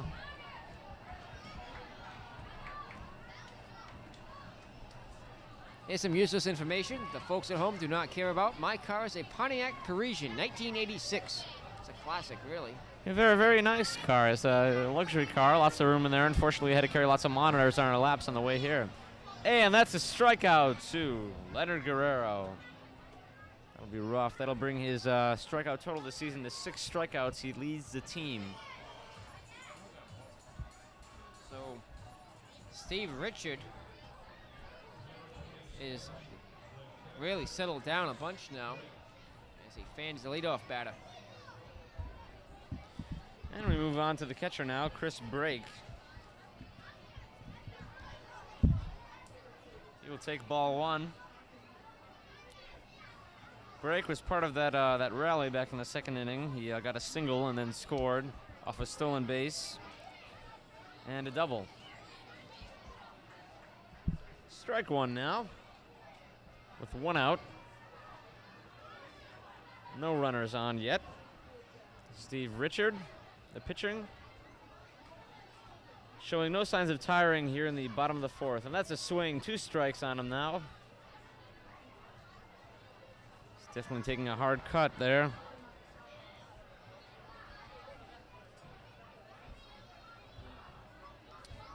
Chris Brake with 3 hits so far this season. And the ball is passed by the catcher, and the play will beat him out. He's out at first. 2 outs now in the bottom of the 4th.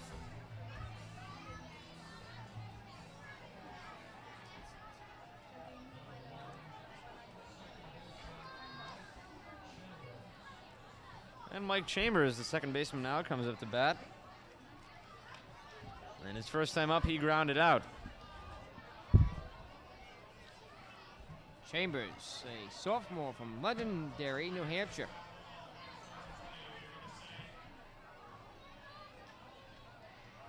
He's about my stature, 5'11", 185 pounds.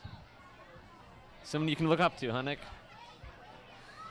I've gained back a few during the winter months. I see. That's a fastball strike inside the strike zone.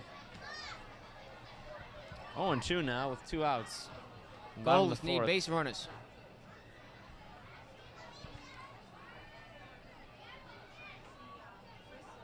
Lucky for him, that one tailed a little bit outside. Count now 1-2. Gulls trailing by 2 here in the bottom of the 4th. Richards sets, pitch, and that'll be a hard ground ball. Third baseman cannot come up with it. And Chambers gets a single with 2 outs. That was a hard grounder right to him. He just bobbled it, and it continued to roll away from him as he chased it down the base path, and he couldn't get him in time. Interesting enough, Mike Chambers actually won the a home run derby when he was in high school. He got it lucky tonight with that ground ball single. Maybe the Gulls will have something going now that they have that needed base runner. Tying run is at the plate. And Chris Stanton, clearly coming into this game, one of the Gulls' best hitters so far this season, has not shown us so much this game. He bunted in the first at-bat, leading off the first inning, and then he struck out in the second. Maybe we'll see his bat come alive here in the 4th with 1 runner on, 2 outs.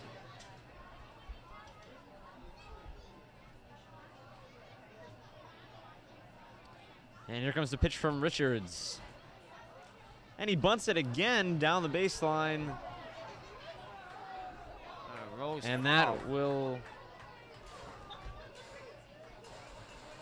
be a foul ball. They waited for that one to roll over. Oh, it was a pretty good bunt. It had the right roll speed. It did. Just very slowly rolling, but it did roll foul.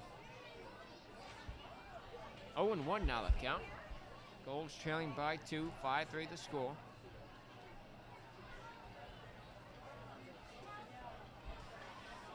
Stanton trying to get on base. Oh, and the throw Throw is in time. Runner's back.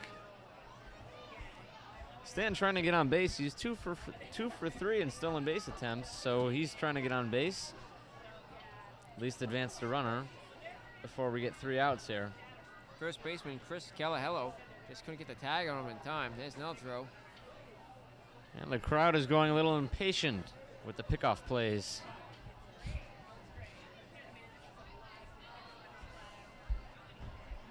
$1,800 fans here at least. Another foul ball back. Count now 0-2. Pitchers ahead. 1 runner on. Richards will glance over at Mike Chambers on first base. Chambers takes the lead. The temperature has dropped a little bit. It was about 78 degrees at game time. Humidity has gone away too. Winds picked up. And the runner goes. Luckily that will be a passed ball. Wild pitch. And Chambers is in safely at second. The pitch from Richard was very far outside, but the catcher should have gotten that ball. Yeah. So That's now, the first ball. with 2 outs, the Gulls have their runner in scoring position. Oh, and he watches strike 3 go by to end the inning with 1 runner left on board. It's going to be frustrating for Stanton, who struck out second time this game. And we'll be back with action in the top of the 5th here on the Newport Gulls TV network. And back here once again, we'll have some more of these inter-inning festivities here.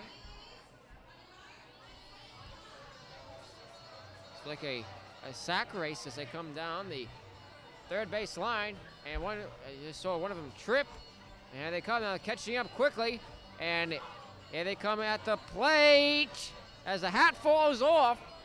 Pulled a Jackie Robinson there, I believe. Not Jackie Robinson. Who was it who had his hat fly off? That was Willie Mays. Willie Mays. Yep. Jackie Robinson was a notorious stealer of home plate, though. Yeah, he was. Bit of a mist now in the air. It's been Hopefully. on and off weather all day today. Not really a beautiful day for baseball, I wouldn't say, but I can see out in the outfield, past the outfield fence, we have a barbecue. Looks like it's going on in one of the houses out there, past the fences. Really irregular outfield, wouldn't you say, Nick? I'd like to see a blueprint of this field. We got lots of corners and little. It just makes it a really unique ballpark the way the property lines are set up here in Newport. That's true. You know, for years, the city of Newport actually leased the field for just $1 a year. Those are the days, huh? Now the Newport Gulls operate Cardines Field. The Gulls are a non-profit organization. Unfortunately, we haven't seen any hits that far into the outfield yet this game. Maybe we'll see some action now. In the top of the 5th. And I will hand it over to my colleague, Nick Lima here, who will do the play-by-play for the 5th inning. Thank you very much, Steve. And here's the batter now. Standing in. The pitch. Low and outside, ball 1.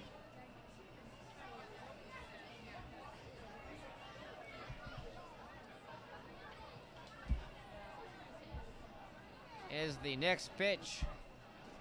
And there, a called strike. And the count ends up at 1-1.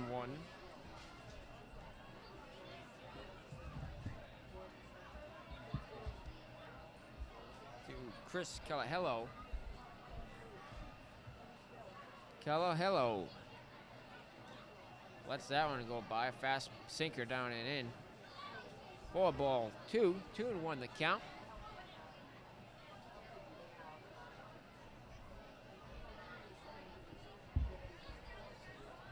The next delivery from Finsgraff. Ground ball at the third base line, foul. So the count will even up at 2-2. Finsgraff hoping to prevent further damage here in the top of the 5th. Goals trailing it 5-3.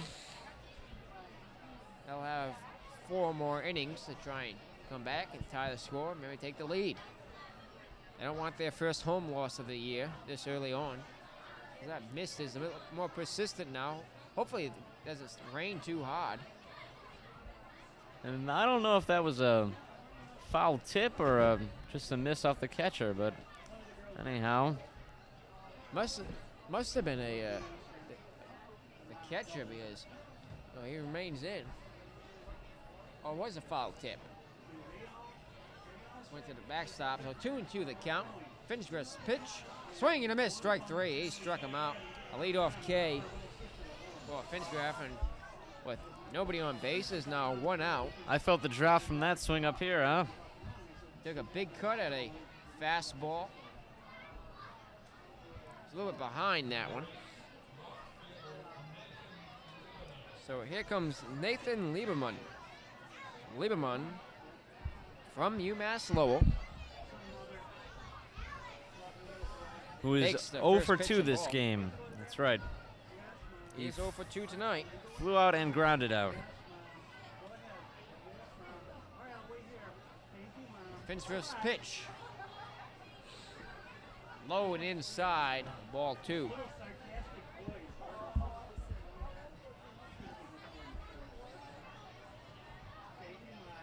Finsgrif with a fastball, curveball, changeup, and slider. There's a ground ball. It threw the gap in the middle, another base hit as Lieberman holds up at first with a 1-out single. Finsgrif, who has very tremendous arm strength, really just getting hammered tonight by these hitters from the Mill City All-Americans. And now I'm feeling a bit more of that mist now. It's almost down into a sprinkle. I just hope that the weather doesn't prevent further play here at Cardines. And I know it should be raining at least later on this evening. Let's hope it holds off enough for us to finish this game. Finsgrif looks in for the sign. They'll be trying to get the double play here, hoping for a ground ball into the infield. Throw the first.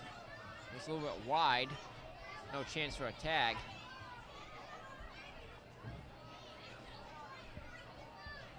And he gets the sign again. Now he likes what he sees. And again to throw to first.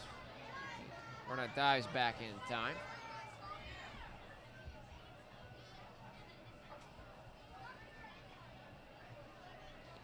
Finsgrif taking his time here with Day. There's a ground ball through a base hit. Back-to-back hits given up by Finsgrif. And now Lieberman in at third. Day is at first, and with 1 out. All-Americans have runners at the corners. They lead it 5-3. And Finsgrif in danger of giving up another run. That ball was hard hit down the foul line. I would have expected it might have fallen in for a double, but luckily the right fielder came up with it pretty quickly and threw it into first. Kept the runner there. Select few of the fans leaving as this mist becomes a steady light drizzle.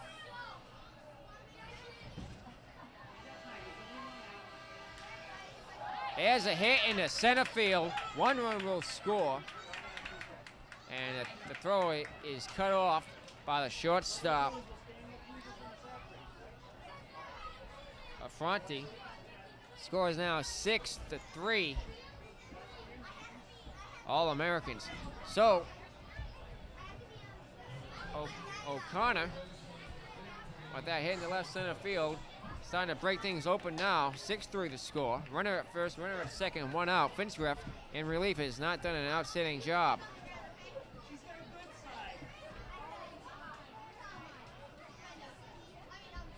Finsgrif has to deal with a runner at first, a runner at second, and so it allowed 1 in this inning. 3 so far this outing. He came in with the score tied and the bases loaded. His pitch, swing and a miss, strike 1.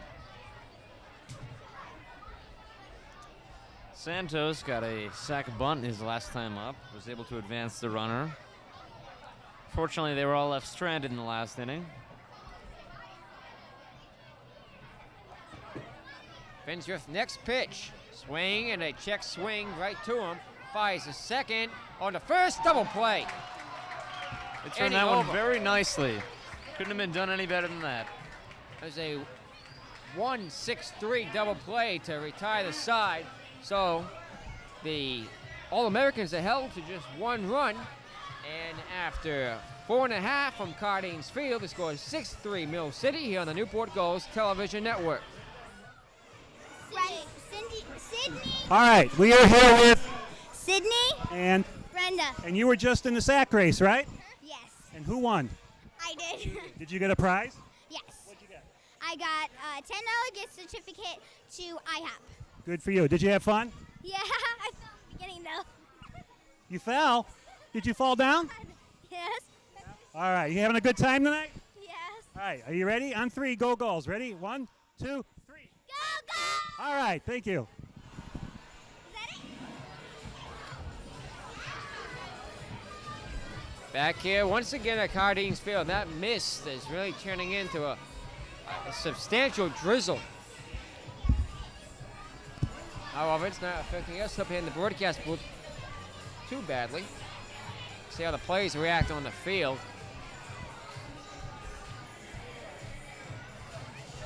There's this fog rolling through. It is coming down a little bit steady. It's a very, very light mist and drizzle falling here. A substantial drizzle, as you put it.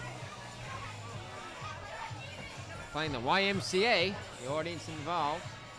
Looks, however, that they have no intention of slowing down or stopping the game. We will play on. Some people have left, but still the seats pretty much packed full here at Cardines.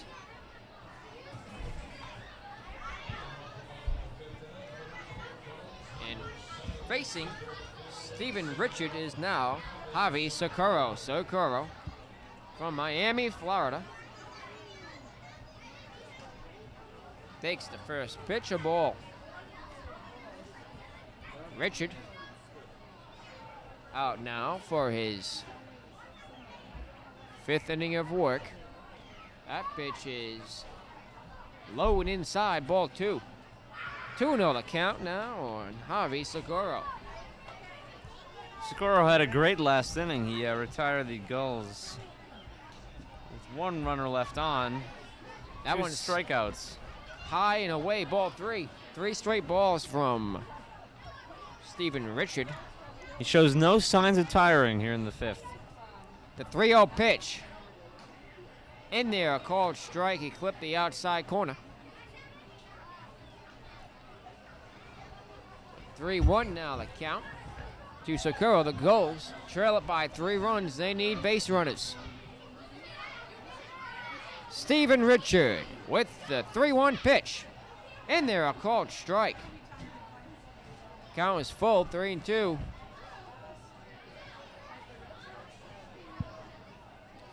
Socorro hoping for ball 4. The payoff pitch. Swing and a high fly ball. Right field. This ball is off the wall. Socorro rounding first, on the way to second. There's a throw, not in time. It gets past second baseman, backed up by the third baseman, Anthony Santos. And Socorro on a 3-2 pitch has a leadoff double. I thought that ball was going to hit Yeah, off that was hard hit right off the wall. right about 5 feet higher. It would have been a home run.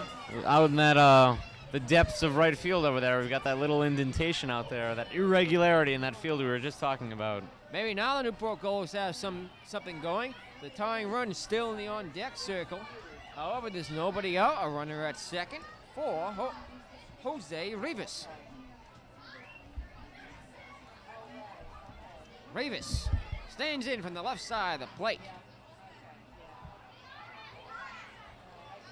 The pitch.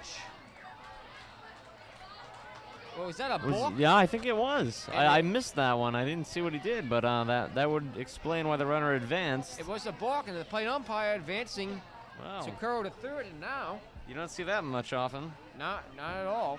A ball from Stephen Richard. Now the Gulls have the runner at third. Swing, and there's a high fly ball. Deep center field. Center field moving back. Makes the catch on the warning track. And the runner is tagging. He heads home. Socorro scores from third. There is no throw.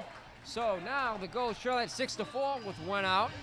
Thanks to that sacrifice fly from Jose Rivas. That was a well-hit ball, folks. Just a little more would have hit off the wall. He was out in the ivy and out on the edge of Cardines Field. A little imitation ivy from Wrigley, huh? Certainly confines. Huston O'Connor hit the wall, the fence in center field from catching that one. So Newport now trailing by 2 runs with 1 out. Here is Sean McGill. McGill takes the first pitch, a ball. Base is empty. 1 out, 1 run home. Thanks to the RBI sacrifice fly. Swing and a miss, strike 1, and took a big cut of that changeup. 1-1 the count to Sean McGill.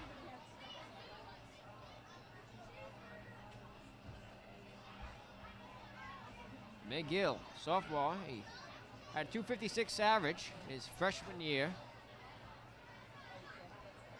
in college. Rhode Island native from South Kingstown. Here's the, now plays slows. Here's a 2-1 pitch. High and away, ball 3.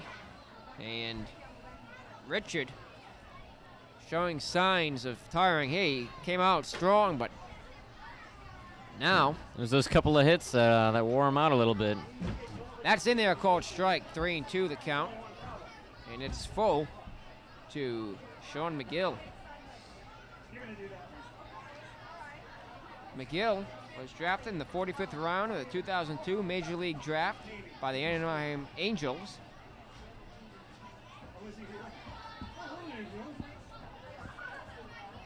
It looks like McGill stepped out. Richard was forced to cut off his windup in the middle of his throw. Richard with the payoff pitch. Called third strike. And McGill knew it. So McGill goes down looking. And with 2 outs, no runners on, here is Ryan Chambers. That is McGill's second strikeout of the game. Rhode Island native McGill not too happy with his performance. As Chambers, batting from the left side of the plate, faces Richard. Pitch, swing and a miss, strike 1. Chase the fastball up high.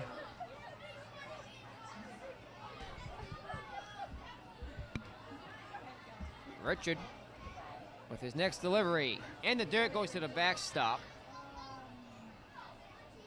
1-1 the count. That almost clipped his foot there. He got out of the way in time, though. 6-4 the score here in the bottom of the 5th inning. 2 outs, 1 run home. Nobody on base. The pitch, swing, this ground ball, fair on the right field. And Chambers holds up at first with a 2-out single. Here comes Michael Affronte. Affronte from Dix Hills, New York.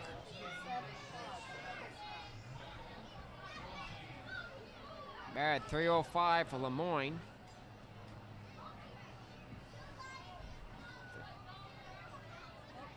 In his first year, .353 in 41 games his second year. He's here now for the Newport Gulls. They have a runner at first. And Affronte is the tying run at the plate.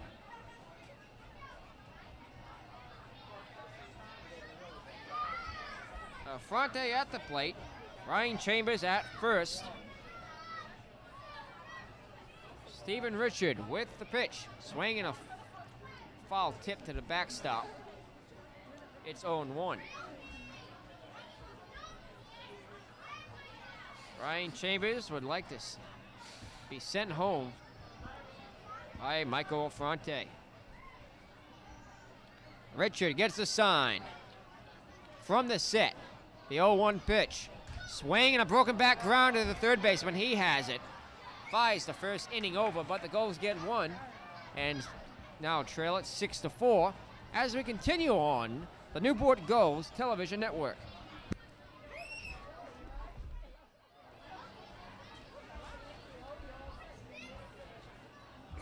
So the Gulls now take the field here in the top of the 6th inning.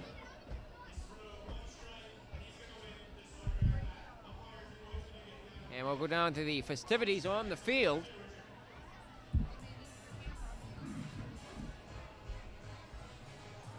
There's an autographed bat being given away. As Gully, the Gulls mascot's out there. Let's see if that little pitcher can throw a strike. Oh, that was way outside. Gully's the umpire. He's calling it. And they'll give it to him. He earned it. Brave little trooper out there. Comes and throws a couple pitches in front of 1,500 people. Should have had him throw out the first pitch. You don't want me to throw out the first pitch. The thing would go into the outfield. So, here in the top of the 6th inning, Ben Finsgraff out for a 3rd inning of relief. He hasn't fared well so far, allowing 3 runs. His predecessor also allowed 3 runs and left in a tied game, 3-3. It's 6-3 now. Mill City All-Americans on top of the Newport Gulls.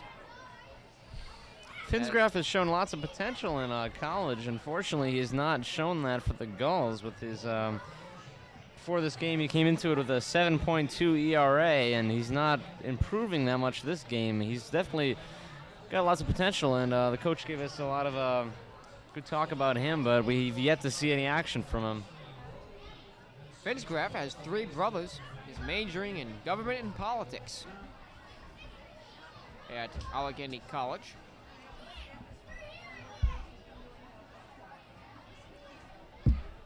He's warmed up and he's getting ready now. That miss has subsided a bit. And things have dried up here at Cardines Field. Still a light fog in the air. He winds, kicks, steals. Attempted bunt is leadoff hitter Austin Wasserman runs out of the way. Ball 1. If the Gulls are to come back in this game, and this ground ball at the first base line, if the Gulls are to come back, it's going to be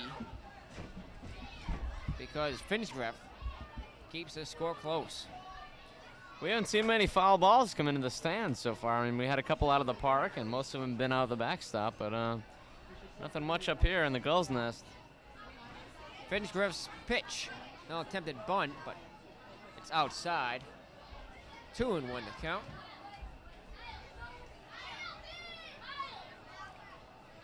Wasserman from the University of Newark.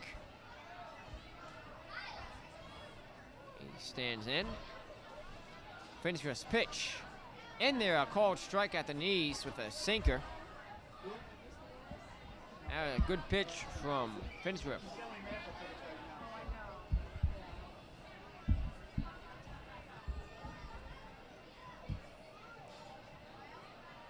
The next delivery. Called 3rd strike. Wasserman didn't like it, but the umpire said it was a strike, so 1 man retired. And that'll be Finsgraff's 2nd strikeout of the game. He's still behind his counterpart Richmond, or Richard, that was it. Here comes Cesar Araguren. Cesar coming into this game, batting .455 is a grounder and tagged out at first. Well, not tagged, but ball was first. off the pitcher, but he luckily got a hold of it and made the play to first. 1-3 in the force out. Cesar, by the way, is leading the Mill City All-Americans in batting average. 4:55 coming into today's game, as I said. Here comes Matt Sullivan. Sullivan batting .273 coming into the game. Sullivan got a double in that first inning where the All-Americans scored most of their runs, and he will now try to bunt. The All-Americans have yet to hit a home run this season. As now a little bit more missed, but still looking up at the stadium lights, can't see all that much going down.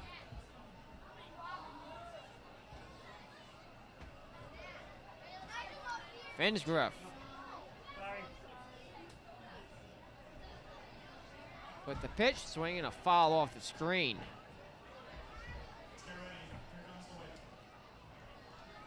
So, count remains 0-2, or is 0-2.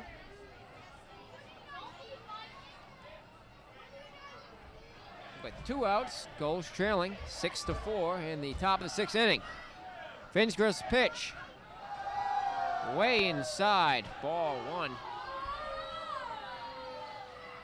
And that booing is because we tried to start the that. wave over here in the stands. And there it goes around the park. There goes the wave. Oh, that was weak. Come on, guys. Come on. Finsgruff's pitch. Swing and a miss, strike 3. Chase a splitter in the dirt. Inning over, so the All-Americans do not score, and after 5.5, it's 6-4 Mill City as we continue on the Newport Gulls television network. And once again, we'll continue here with the broadcast. We don't have any more PSAs, public service announcements, for the time being.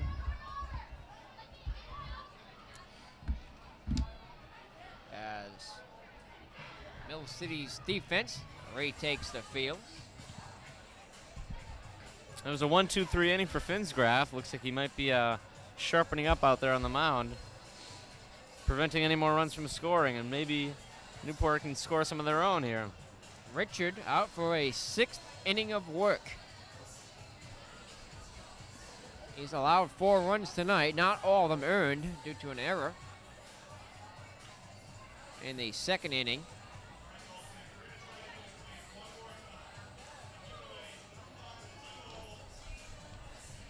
Richard coming into this game tonight in 4 innings pitched, allowed no runs. Normally a closer had 1 save.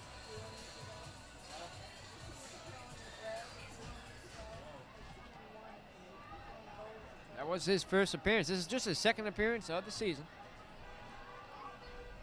He's faced 12 batters prior to tonight. None of them made it on base.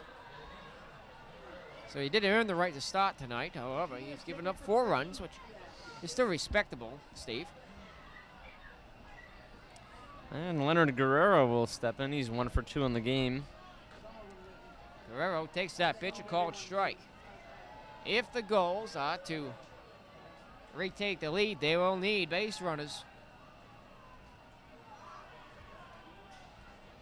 Richard's pitch, high and away, ball 1. Guerrero had struck out his last time at bat, and before that he got a single, was able to score on a triple. Guerrero batting .333 coming into tonight's game. As that pitch is in the dirt, blocked by the catcher. Day, ball 2, 2-1 the count to Guerrero.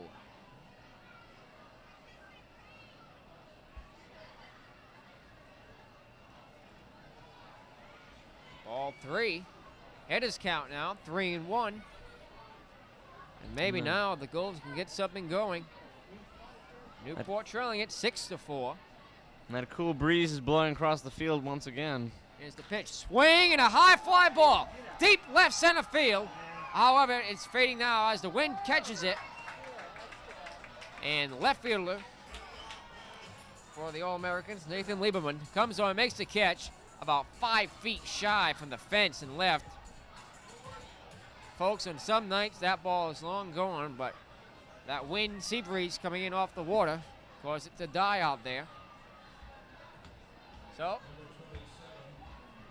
Guerrero is retired, and here comes Chris Brake.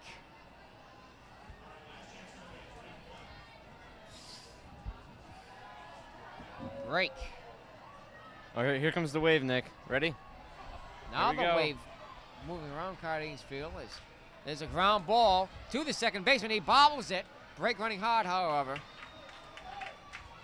He is retired 4-3. So, 2 up, 2 down, and here comes Mike Chambers.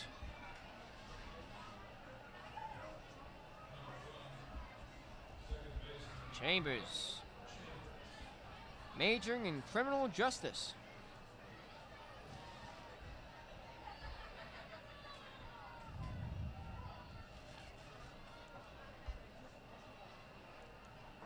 Chambers is 1 for 2 on the game.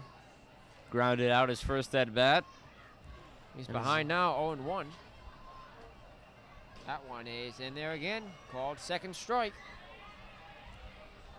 So Richard isn't really showing a lot of signs of wavering. He's come back strong here in the 6th. The next pitch, way up high, ball 1. 1-2 to Mike Chambers.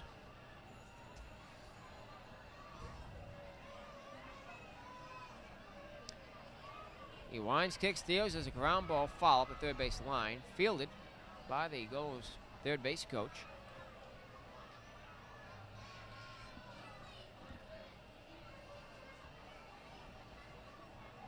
Time called by the plate umpire. At the base tonight, it's on the bases. It's Ken Green rounding out the umpiring crew. The pitch is foul. By us. I hope that didn't hit my car, folks. Yeah, that one's out in the street. Oh, there it is. There it is.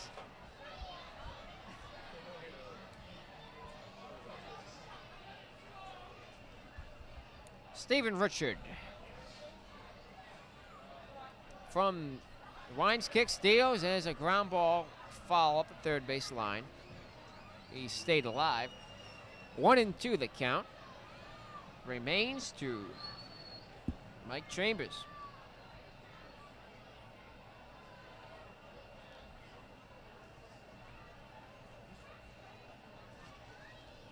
Chambers hit was 3 for 4 in the Northeast 10 championship game against UMass Lowell, May 11th. There's a ground ball snagged by the pitcher. He flips the first for the out that retires the side. So the Gulls do not get any base runners and go down 1-2-3 in this inning. And we head to the 7th. Newport trailing it 6-4 the score as we continue on the Newport Gulls television network.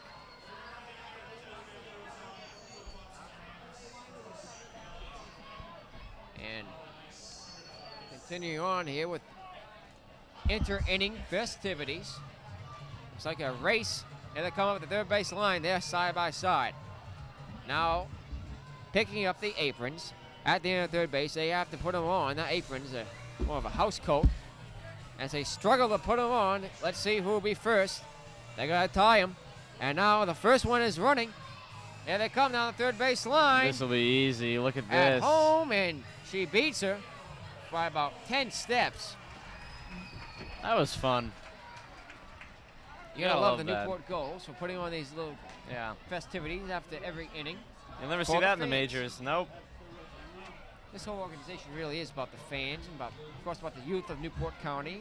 So you heard Chris Patsos, the Vice President of Baseball Operations for the Gulls, tell us in the pregame show tonight.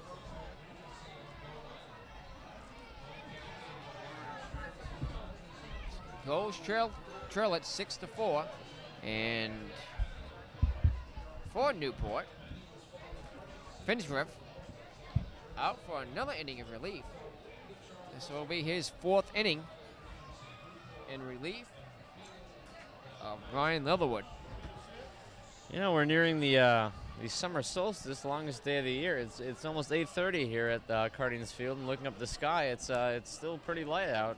It's not quite that dark yet, No. even with all this fog and low cloud cover.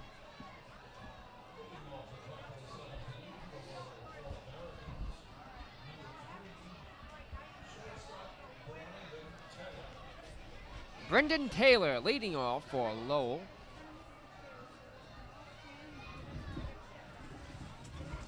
Lowell, Taylor was- Massachusetts to Mill City, hence the Mill City All-Americans. That's true.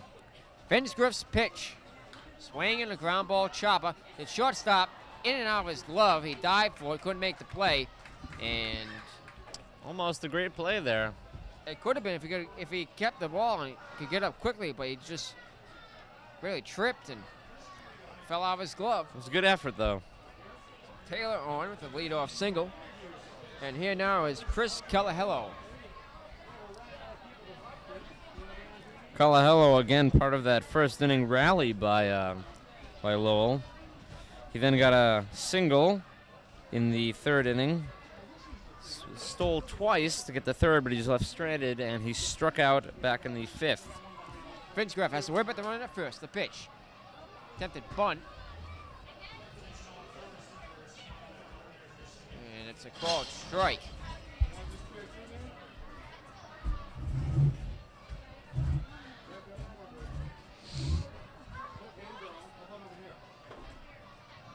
Here's a throw to first, running back standing is Taylor. Calahello awaiting his second pitch. Finsgraff throws. The runner goes. There is no throw as the catcher, Brake, had trouble picking that ball out of his glove.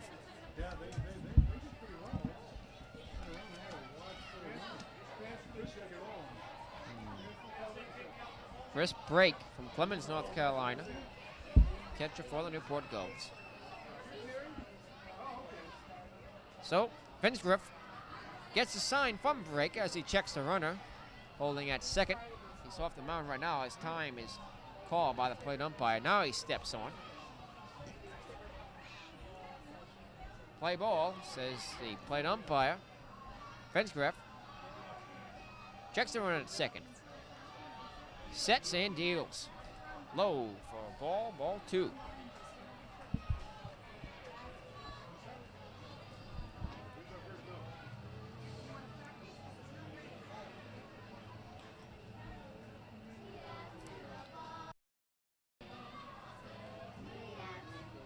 We've got some 2-1 singing going the on count. behind us.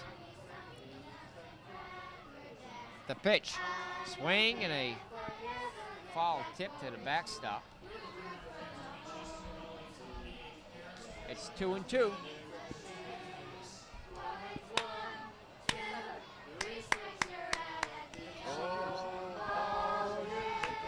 Yay!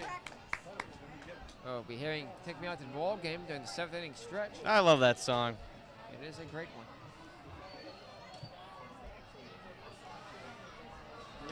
There's a ground ball. The first baseman has it. Pitcher covering. And he's safe Oh my at first. goodness. And the runner goes to third. Looks like the pitcher couldn't get to the base fast enough. They kind of hit there at the same time. I wish we could see an instant replay of that. I don't know if our tech crew can catch that. Unfortunately No, not. no, we can't. No, that's too bad. I mean, it looked like they reached there about the same time, you know, but he was safe. I kind of expected it. So a good call by base umpire Ken Green. Now it's actually a little bit chilly here. Temperature's dropped about 64, 62 degrees, and there's a steady breeze blowing off the water. And now our conference out on the mound.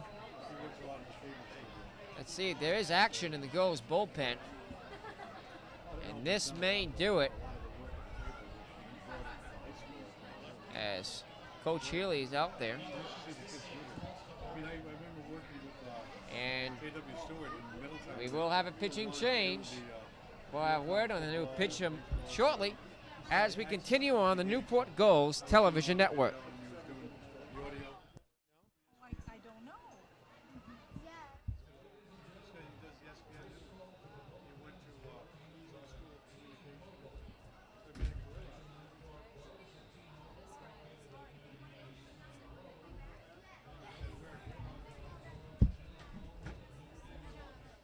And the new pitcher is Ken Grant. Grant coming in in relief of the reliever, Finchworth. He'll have to deal with runners at the corners and nobody out. He has a 0 ERA. He pitched for 1 inning a couple nights ago. He got 1 strikeout as well. You know, interestingly enough, in 2003, he was out with injuries for the entire season. So here he is trying to make his comeback. He's a very tall stature out there on the mound. 6'7". He's 215 pounds. Randy Johnson Jr.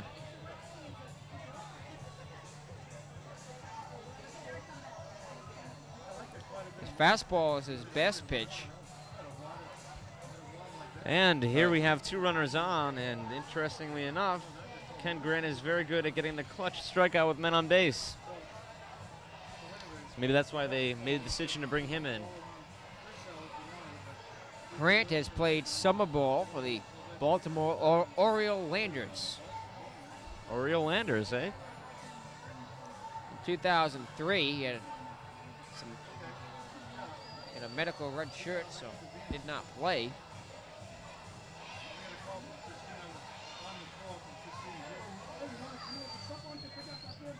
Back in high school, he was named MVP in his senior season. That was out playing for Cardinal O'Hara High School in Brookhaven, Pennsylvania. So Ken Grant hoping to keep the score close here.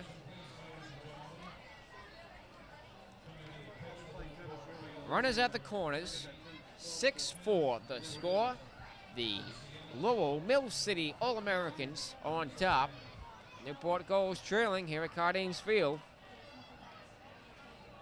And Ken Grant in as the 3rd pitcher of the night for the Newport Gulls.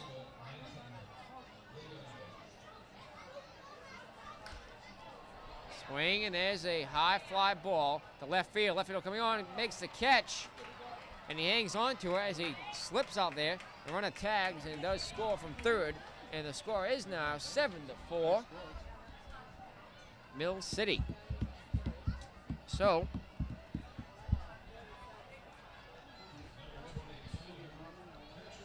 Lieberman gets it done with that sacrifice fly. Calahello still at first. Here's Larry Day. Day from the University of Connecticut. Day flew out his first time at, and there's a steal. And they got him at second. That's the inning's second out. So he caught stealing for Chris Calahello. Erases the lead man. Base is empty now with 2 down as Larry Day. He's got 1 run on the game, 2 singles. There's a ground ball to the pitcher. 2 for 3, soon to be 2 for 4 in the game. And Day's retired 1-3, inning over. However, Ken Grant comes in with runners at the corners, and one of the inherited runners at 3rd does score. The score is now 7-4 Mill City here on the Newport Gulls television network. And we stand up for the 7th inning stretch. Let's pause a moment for Take Me Out to the Ball Game.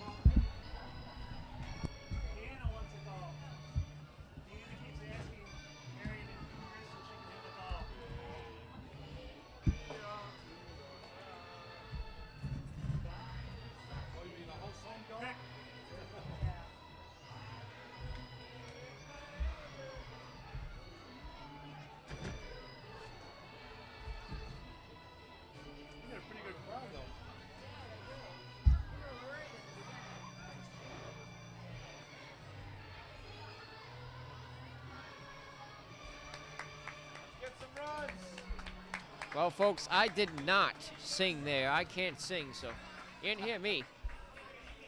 Oh, 7th inning stretch time here at Cardines Field. Newport trailing 7-4. And it looks like we have a new pitcher coming in for Lowell. Number 32. Stephen Richard did get, about 5 strikeouts in his time. He was very effective, shutting him down 1-2-3 back in the 6th.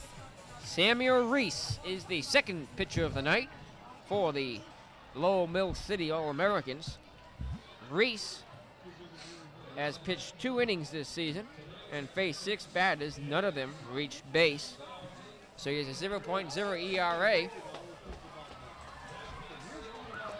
Reese will be facing the Newport Gulls here in the 7th. The Gulls trail it by 3, hoping to come back and avoid their first home defeat. They have 3 more innings to do it. We're here in the home half of the 7th. They trail it 7-4. And Nick, they just announced that the attendance for tonight's game was 2,364, beating the opening day crowd. That is a record, there you go. 2,364, 2,364 in attendance tonight. That's a lot more than I estimated. To be. Yeah, amazing. First pitch is a called strike from Reese, Samuel Reese.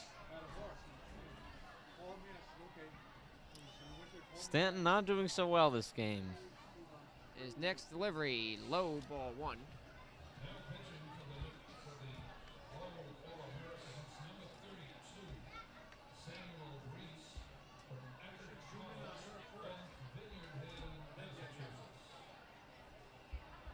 So the PA announcer say as there's a ground ball, or rather a hit into right center field. However, it's caught by the right fielder. Right fielder Matt Sullivan came on hard to earn that out. And Stanton is now 0 for 4 in the game. And here comes Avi Socorro.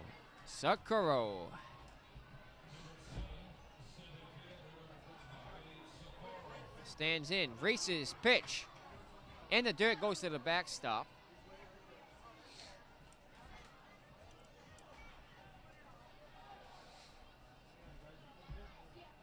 Apologize, but losing the pitcher momentarily there.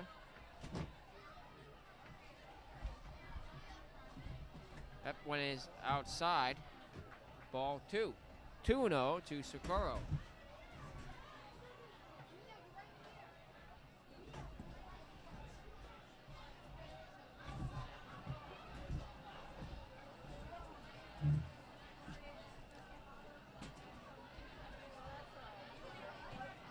The next pitch from Samuel Reese. In there, a called strike. 2-1 the count to Socorro. The Newport Gulls will need to get some men on base here. They hope to come back. That one is just outside, ball 3. 3-1 the count. Socorro's a very competent base runner. Let's hope he gets on base if he's to score for Newport. The pitch. Swing and a ground ball. The shortstop has it. Throw to first. The first baseman can't pick it out. And Socorro makes it on. It's a tough throw from the shortstop, Brendan Taylor. He had to twirl around and try and throw it to first. It was maybe about a foot off the glove as first baseman Chris Gahello really had to reach, and it was just in and out of his glove. Little information about Javi Socorro on the base. He last summer he led the team with 16 stolen bases in 17 attempts. He's got fast feet, and we'll see him take second today. So here's the pitch in the dirt. The runner holds at first. Reese a little bit shaky. We've seen several balls get away from the catcher in this brief third of an inning he's pitched thus far. Samuel's pitch. There's a ground ball, double play ball. There's a throw to second, out there on the first. He trips over the batter. He's called out at first. That was close. As Jose Rivas, and now he's down. Looks like Rivas is down. Here comes that does not look good. Chuck Pavra out, and the Gulls team doctor trainer. He's not getting up. He is down on the field. Hopefully he's all right. No, he looks pretty bad. He I don't know tripped what's going over on. the first baseman, Chris Gonna come Calahello. in. He's writhing in pain on the field. It looks like they will have to make a substitution. He's most likely going to be taken out of this game. Hopefully he's all right. Yeah. Trainer out there talking with him. I mean, he's conscious. He's talking back. He's with him. conscious, but he's laying down. And as all the little children run past him.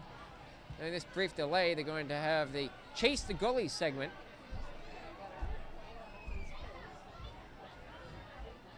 Well, that was the third out in the inning. So the children running out now.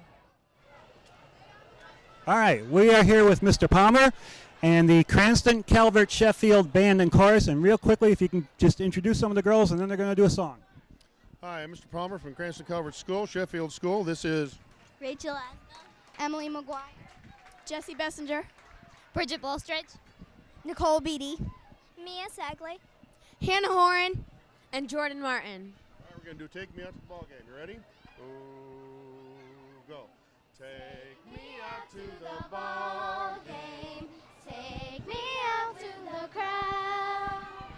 Buy me some peanuts and Cracker Jack.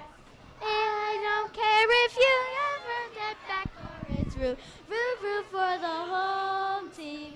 If they don't win, it's a shame. Or it's 1 or 2, 3 strikes, you're out at the old ball game. Thank you.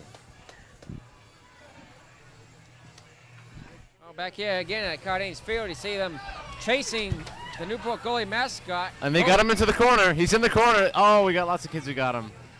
Look at The that. object of this is the little kids run out there, have to tag goalie, and then run back. And the first few back win prizes like autographed baseballs and tickets. Chase the goalie happens at the start of the 8th inning in every Newport Gulls game. Another one of the little inter-inning events here at Cardines Field. Just heard the choir have an excellent rendition of Take Me Out to the Ball Game. Uh-oh, goalie is seemed to attack a small child. Oh, well, that's too bad.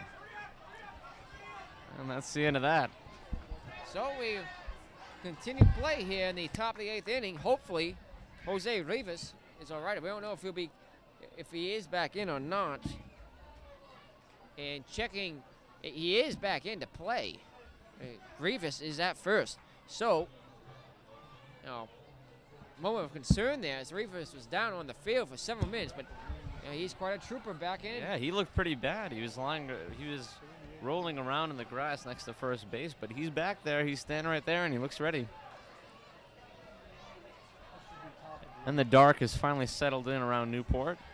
The sky is much darker now. These lights, artificial lighting here at the field. Relatively new, only a year or two old. Is that so? Yes, it is. No, actually, the Newport Gulls have only been playing here for, I believe this is their third season. They started in 2001. It's actually their 4th season.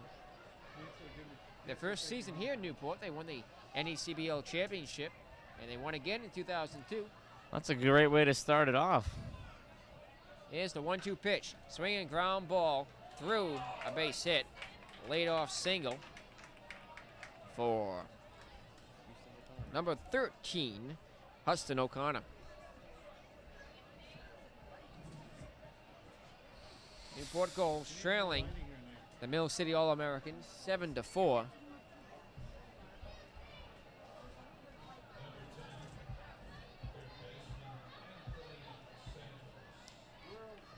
Anthony Santos is the batter now for Mill City. Santos got a single back in the 2nd inning, and later in the 5th, he grounded into a double play.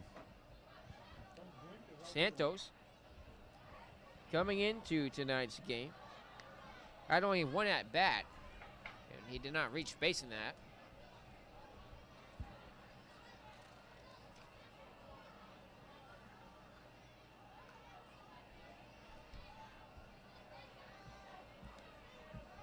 a foul ball up the first base line. The runner will retreat. So O'Connor at first. Santos at the plate. No outs. 7-4 the score. Mill City on top here in the top of the 8th inning. Newport Gulls will have to put their rally hats on in the bottom of the 8th. There's a bunt up the first base line. Fielded by the pitcher. He tried to tag him but didn't get it. Everybody's safe. That was not a good play. He had the tag down. It was right there. He picked up the ball right as he was running by, but unfortunately, it looked like he tagged him with the hand that did not have the ball in it. Looked like I thought he might have hit him with the glove and not the ball. I'm not sure, but anyway, he was safe, and so was the runner at second. So the umpire misses the tag, or the umpire said he missed the tag. So now, Santos at first, O'Connor at second. And we cycle around to the top of the order, Austin Wasserman. Wasserman is 1 for 3 this game. He was also hit by a pitch earlier in the 4th.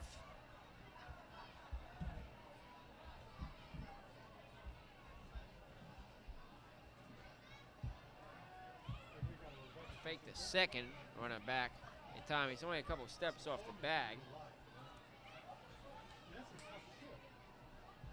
Ken Grant checks around a second again. Here's the pitch. Attempted bunt, and the pitch is low.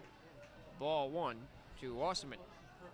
You know, I don't know what the point is. All these bunt attempts. There's still ball 1, but I mean, there's men on first and second. He could possibly run the runners down, but with a bunt, that just heightens the possibility of a double or even a triple play. I mean, when you're bunting on a situation like this, you're just letting other people do the dirty work. There's a bunt.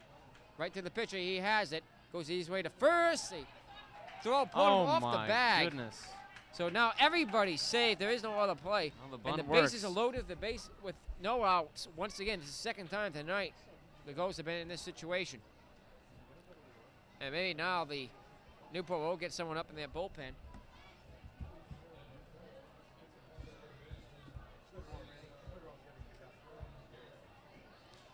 Cesar Arangueren is the batter now. Nobody out. Bases loaded. Steve, you think the Gulls would sacrifice a run for a double play ball? I don't know. They may even try that. Low, ball 1. If we're lucky, we might get to see a suicide squeeze put on. So Ken Grant is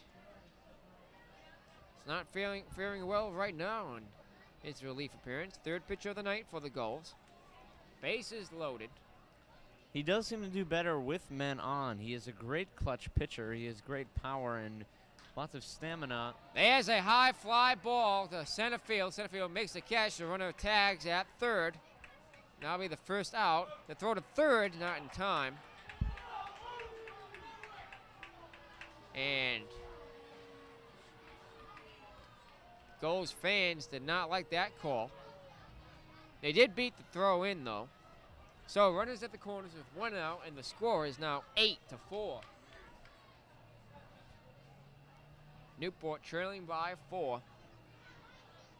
And still runners at the corners with just 1 down. And now is Matt Sullivan. Sullivan hoping to increase the Mill City's lead. Swing and a miss, strike 1. He was late on a fastball. Up and away.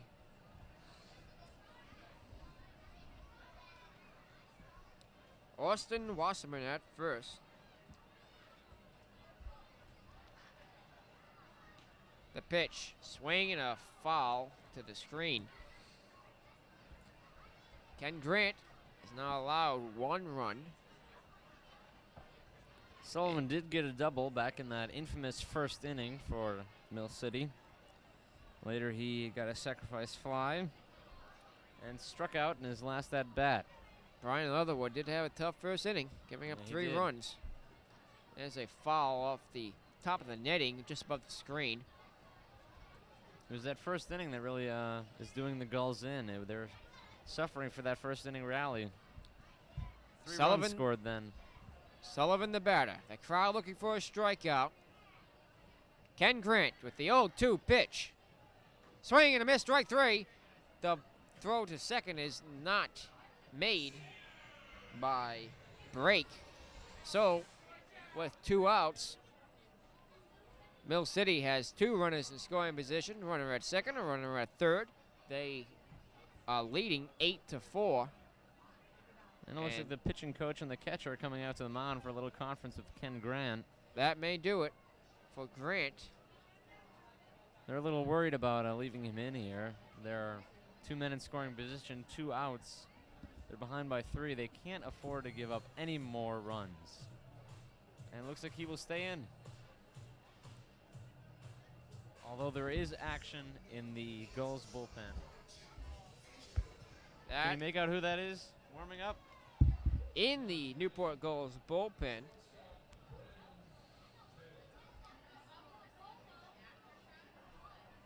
well, we'll have to get word on who he is momentarily. I did not see his name on the lineup. Number 10 for the Newport Gulls. And his name is not in the lineup. So if he does come in relief of Ken Grant, we'll have to wait the PA announcer's interpretation. There's a blooper into foul territory left field. And it is caught. Oh my goodness, that's a great catch if I ever saw one. For the Yanks third out, I thought that ball would go foul, but land field territory. Left fielder came on hard to make that diving catch to end the inning. The so fielders are definitely behind him. The Mill City All-Americans strand 2. And after 7.5, it's 8-4 Lowell here on the Newport Gulls television network.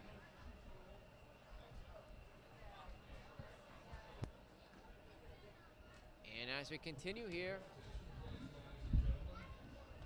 at Cardines Field,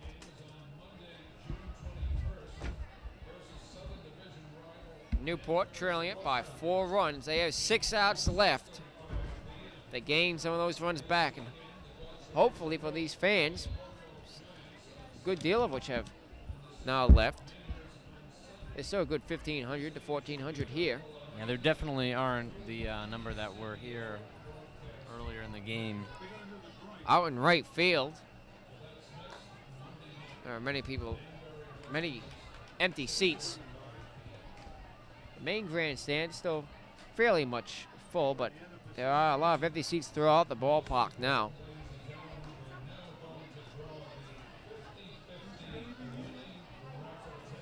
The pitcher here in the bottom of the 8th for Lowell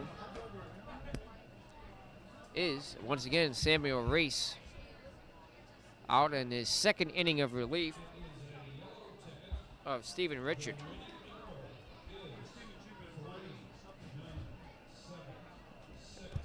.50-50 raffle, another event at all Newport Gulls home games.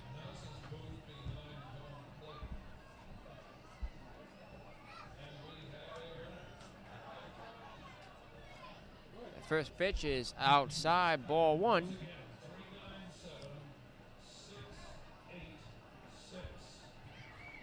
The next pitch from Reese. Check swing, did he go? Yes.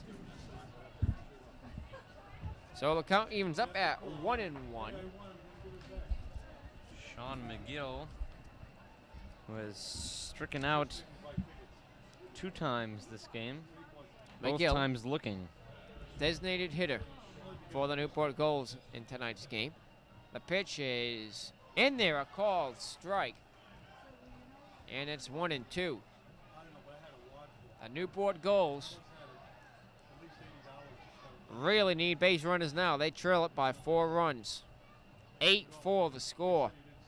The pitch, check swing, he did not go. That was off the catcher's mask. It's got to sting a little. Ball landed about half a foot in front of the plate and bounced right into the mask of Mill City catcher Larry Day. The pitch high and inside, ball 3. So the count is full. If Sean McGill can earn a leadoff walk. Might be enough to get something going for the Gulls. The pitch, swinging a foul. About 10 feet up the third base line. You want to foul those close pitches off. You never know what the ump might make a call on. So, if you see those pitches, you're supposed to foul them off. Those ones that paint the corner maybe a little bit, you might be a little unsure of. With the full count, you want to foul them off. Next pitch to McGill. Swing and a ground ball chopper. Second baseman coming on has it. Fires the first, 1 out. McGill is retired for 3.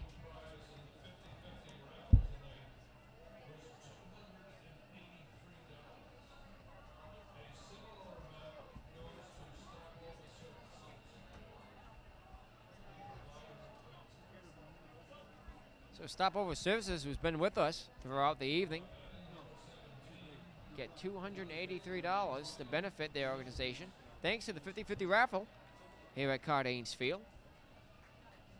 Lucky fan also gets half of that money. Here now is number 17, Ryan Chambers. Chambers has reached base 2 times this game. He walked in the first inning and got a single later on in the 5th. The 1-0. Check swing.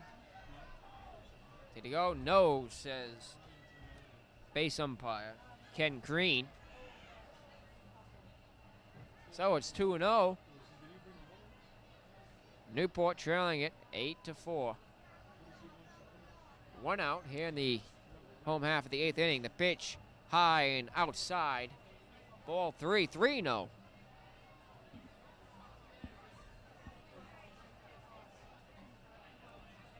Maybe Chambers might get his second walk of the game here. Low ball 4. He walked him on 4 pitches. So with 1 out, the Gulls have that base runner that they need. Now they need maybe 2 more and a grand slam. Yeah, that's right. I would tie things up. They need a lot of base runners. Here comes a Affronti. Maybe he can get something going here. Well, Affronti is over 2 this game with 2 ground outs. 1 out, 1 on. The pitch. Low, ball 1.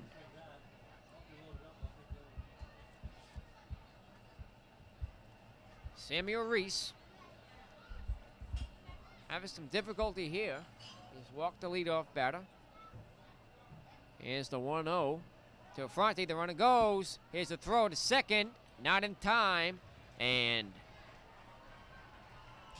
Ryan Chambers is in scoring position at second base. That'll be a stolen base.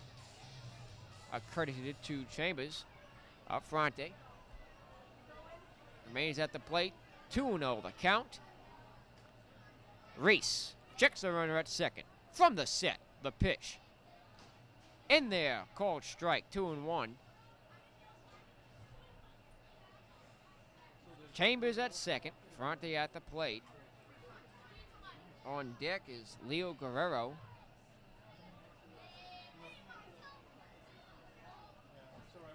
One out, the pitch. There's a ground ball. Third baseman has it. Over the first for the out. Chambers remains at second. Here comes Guerrero.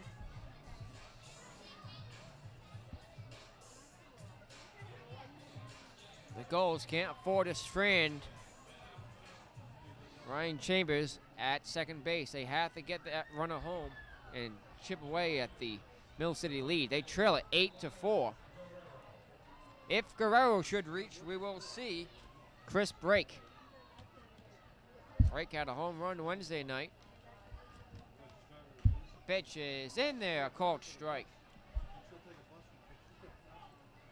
Guerrero has 6 strikeouts this season so far.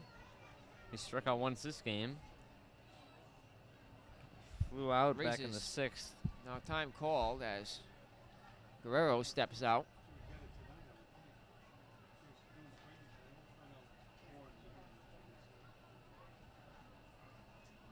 The pitch, it hit him. That hit him on the back, right between the numbers. And Guerrero on at first. So with 2 out, Another hit by pitch that'll here. bring the tying run to the on-deck circle. And here comes Chris Brake. Should Brake reach, we will see Mike Chambers. Brake.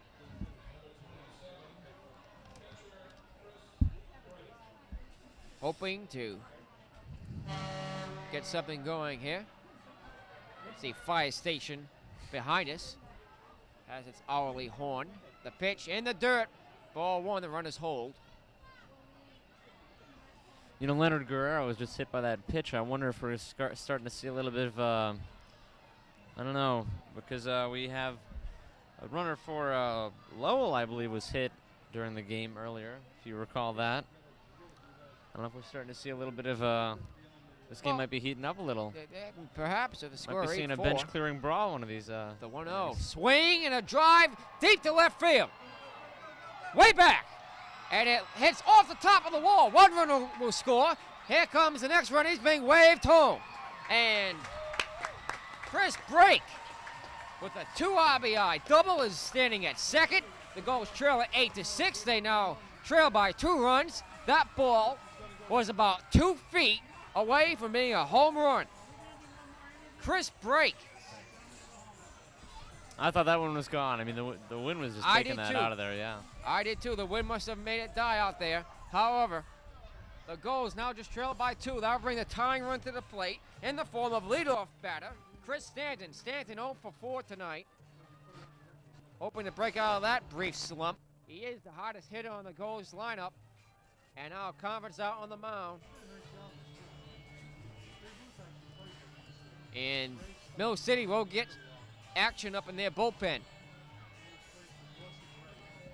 And appropriately enough, the PA system decided to play this song Under Pressure as we have the mound conference here. I think that's very, very appropriate for the situation here for both teams. Well, perhaps that conference was just a stall attempt as there is action now in the bullpen for both teams. But Samuel Reese is the pitcher at the moment. He has to worry about Brake at second. He's already given up 2.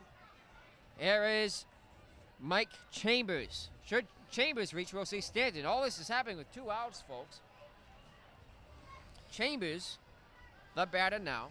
It'll be interesting to see if that mound conference is shaken up Reese or if that has built his resolve to get these guys out. The 1-0. In the dirt, off the catcher's mats, and Brake heads into third. Now he's 90 feet from the plate. 2 outs, 2-0 the count. The Newport Gulls trailing 8-6. Mike Chambers is the tying run. He's at the plate. He's facing relief pitcher Samuel Reese. Bottom of the 8th inning. 8-6 the score. This game could very soon become very interesting indeed. The pitch. High, ball 3, 3-0. And very quickly, Samuel Reese is falling apart. Let's see what happens here if he can regain his composure. The 3-0 pitch. Low, ball 4. He walked them. Runners at the corners with 2 out. And that'll bring the go-ahead run to the plate in the form of Chris Stanton. As I mentioned earlier, Stanton 0 for 4 tonight. Coming to the game, he was clearly by far the Gulls' best hitter, but he has not done well this game. He's 0 for 4 tonight, but coming in was batting an even .500, as is the Gulls' record there. The Gulls are 2-2, in danger of becoming 2-3. However, with the tying running now at first, the go-ahead run at the plate, Newport just may get a win yet. And this will be the perfect time for Stanton to come through and prove himself again to this. He doesn't want to go 0 for 5. Crowd. That's right. Not with the runner at third and 2 outs. Not with the game in the line. And now, that will do it for Samuel Reese. And we have a pitching change come to you from Cardines Field here on the Newport Gulls television network.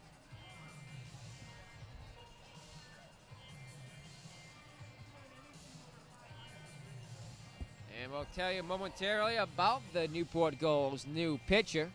He is number 24. And as we get our lineup cards out,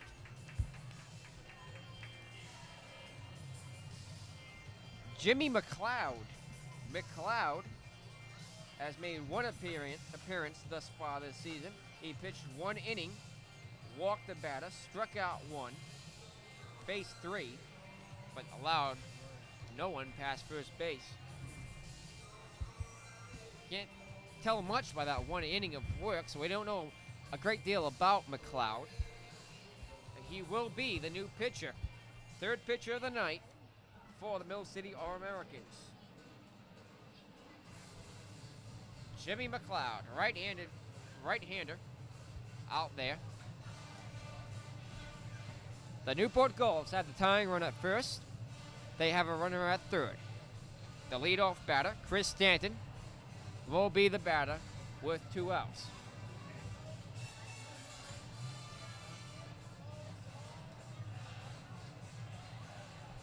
And McLeod get all the time he needs to warm up.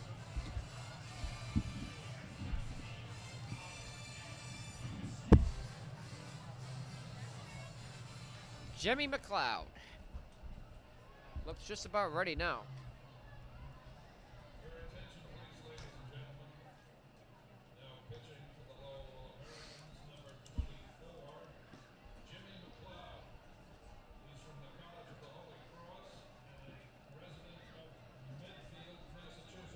Let's see how McLeod will go after Stanton. Stanton walks around the plate area, anxiously awaiting his turn at bat. Should Stanton reach, we'll see Javi Socorro. Remember. That's right, he got that great double back in the 5th inning, and then the single back in the 7th, which started the excitement, but unfortunately they were retired soon after that on a double play. Oh, I'm sorry, a ground out. But here we are, and the Gulls are threatening. It is a tangible feel in the atmosphere here that there's a chance. 8-6 the score. Here's the throw to first, and Mike Chambers is back in time.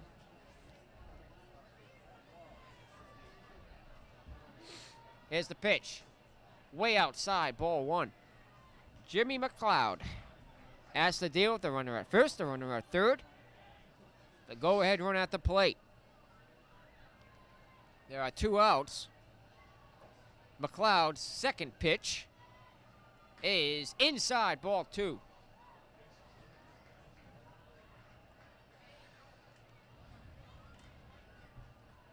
Stanton maybe taking all the way. We'll see what he does here. McLeod's pitch. High and inside, ball 3. After Stanton, we will see Socorro. Jimmy McLeod. The 3-0. That was in there called strike. Bell high strike call from the plate umpire. Well, I certainly wouldn't have swung at it unless it was a perfect pitch, and when you got the 3-0 count, might as well just wait. Here's a throw to first, running back in time. McLeod trying to get the easy out by catching Chambers sleeping. It's not going to work right now, though. Here's the pitch. Called strike. 3-2 the count. We're here in the home half of the 8th inning. The Newport Gulls trailing by 2. 8-6 the score. Runner at 3rd, runner at 1st. The leadoff batter, Chris Stanton, is at the plate. And he has a full count on him. McLeod, the relief pitcher. Payoff pitch. Ball 4, he walked him. To load the bases. Bases loaded. And the heat is on for Reese now. Here comes Javi Socorro. He had a double earlier. He had a single. And now he'll be batting with the tying run at 2nd. The go-ahead run at the plate at 1st. Bases loaded, 2 outs. It's been a 2-run inning for the Newport thus far. And here's a brief conference now between Jimmy McLeod and his catcher, Larry Day. Steve. Well, we have the conference here. The heat is on, as I said before. But Javi Socorro is up at the plate now. He is 4 for 4 in the game. With a sac bunt, two doubles, and one single. Should he get another double, Nick? Well, this game could very soon come apart for the All-Americans. A double will tie it. McLeod's pitch. Fastball called strike. It's 0-1. A goal on every base. 8-6 the score. They're trailing it by 2. Jimmy McLeod gets the sign. The pitch. Swing and a high fly ball. Deep center field, however. The center fielder makes the catch about 5 feet short of the fence. The Gulls leave him loaded. And we go to the 9th inning. They got out of a tough situation there. That was really close. 8-6 the score. The Gulls strand 3 with a tying run at second. So we will now go to the 9th inning here at Cardines Field. Newport still trails at 8-6. They got back 2 here on the Newport Gulls Television Network. All right, we're back. We are here with world-famous photographer Ron Haru. Ron is actually a donor to our dinner at the Hyatt this coming August. And Ryan, why don't you tell us what it is that you're going to give us this year? It'll be either a photograph of a pet or a house. It'll be from various angles, and I will donate one large one and frame it, 11 by 14. So let me understand. Somebody wants a photograph of their house. You will come to their house. You'll take a picture of the house, frame it for them, right? Or their pet, right? Do you have any preference between dogs or cats? I'd like a cat on a hot tin roof. Maybe we could arrange for that. I don't know. Now, this is the 4th year we've done our dinner at the Hyatt. We're looking forward to it. August 26th at the Hyatt on Goat Island. It starts at 6:30.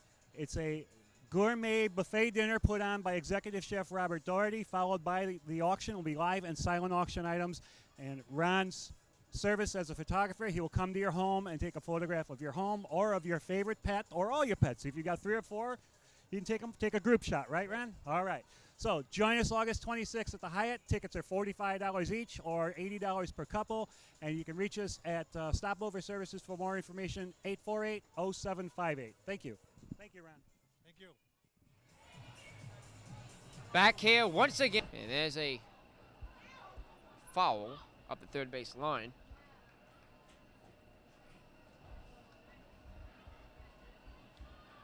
Now I'm being told his pronunciation, thank you Steve Iwanski, is Maher, not Mager. There's a G in his name, but it's pronounced Maher. So Mike Mager, hoping to keep the score 8-6 and give the Gulls one last chance in the 9th. And I'm not sure what's going on right now, but play has been suspended for a moment. I think Coelho has decided to change bats. Calahelo in a hole 0-1. Not a very deep hole. Now he's ready. Mager's pitch. Low ball 1 from the lefty. Mike Mager.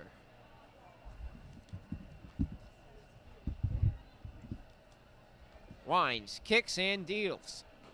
Outside ball 2, it's 2-1.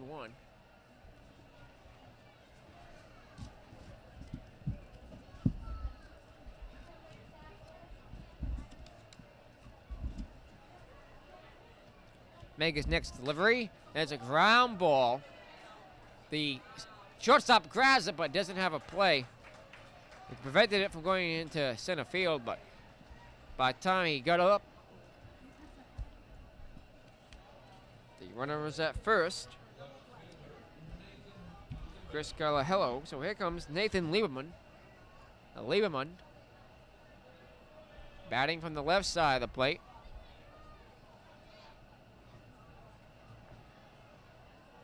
Coelho at first. Lieberman at the plate. Lieberman is 1 for 3 this game with a single. Out one. Well, Maher and the Newport Gulls really can't afford to have this 2-run deficit increase it off. They hope to have a comeback in the 9th. We saw them get 2 in the 8th, but they left the bases loaded. Maher's 0-1 pitch. Low in the dirt. Ball 1. It's 1-1.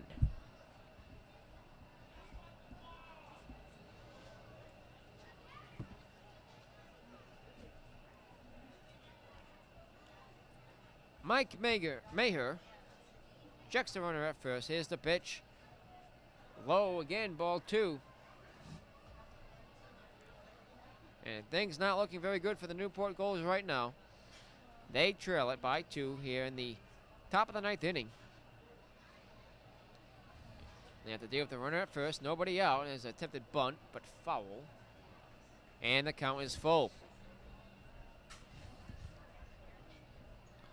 And he will definitely not be laying down the bunt this time. Only about half the seats still full here at Yeah, that's Cardinals true. Field. A lot of people have filed out in the between the last inning and this one.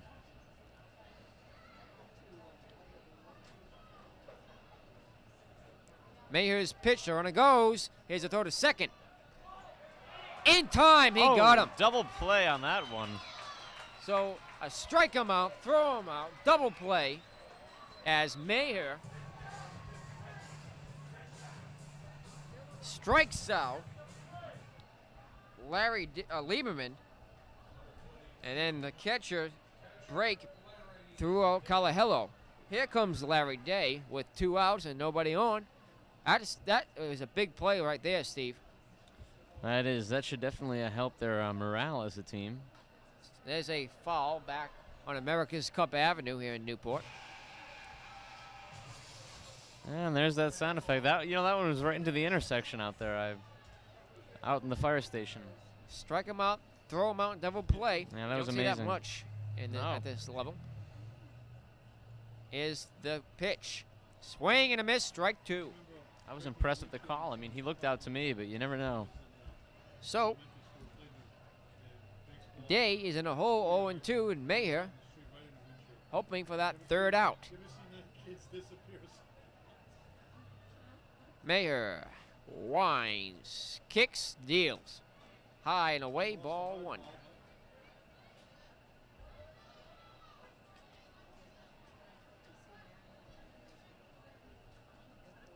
Outfield, pretty far back. Infield just offset, swing and a miss, strike 3. Oh no, he just got a piece of that. Foul ball, folks. So count remains 1-2. Just clipped a little bit of that ball to stay alive.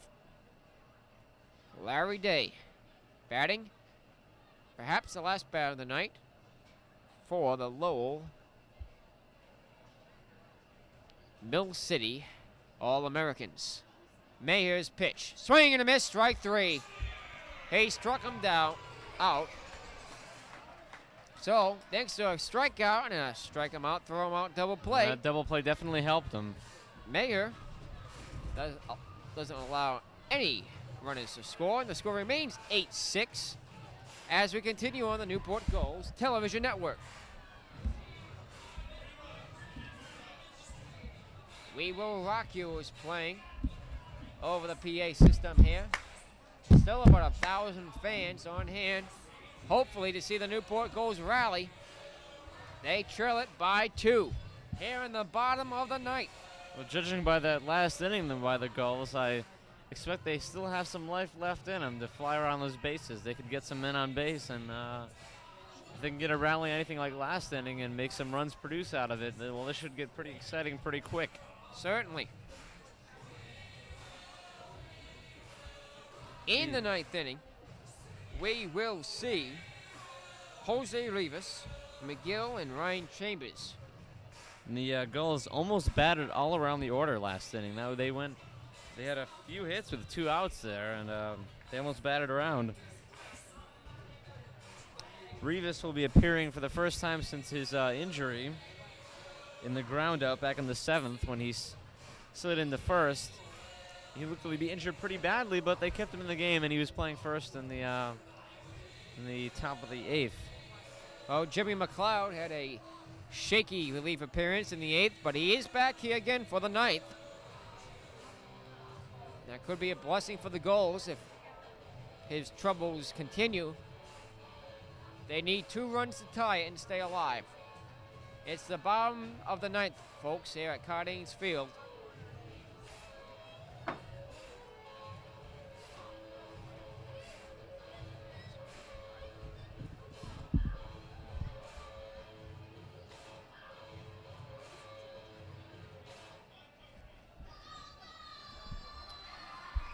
And here we are, Jose Rivas stepping in once again. Bottom of the 9th now. The Gulls trail by 2.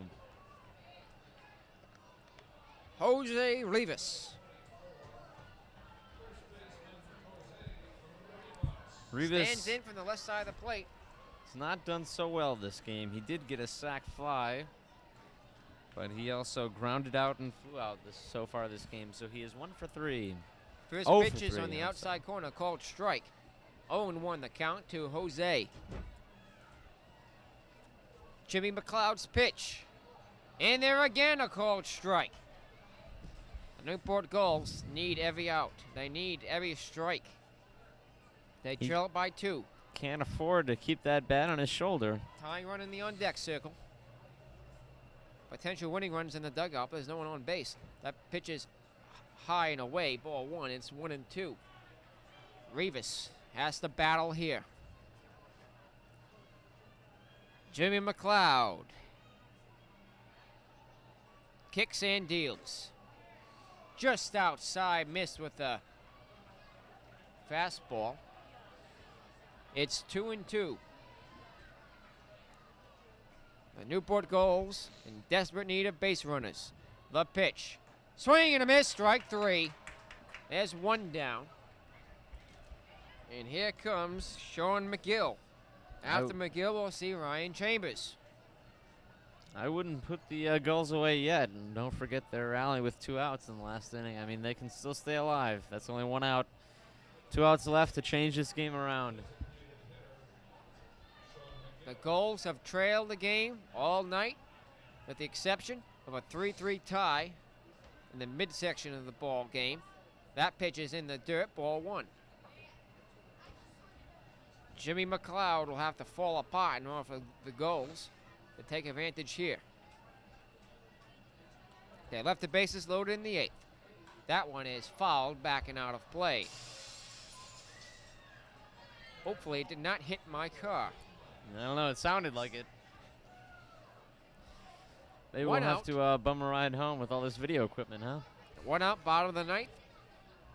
8-6 the score. The Newport Gulls are losing. The 1-0 swing and a miss, strike 1. Oh, strike 2, I should say. So now, Sean McGill will be struggling to stay alive versus McLeod. The 1-2. In there, called third strike, and the Gulls are down to the last out.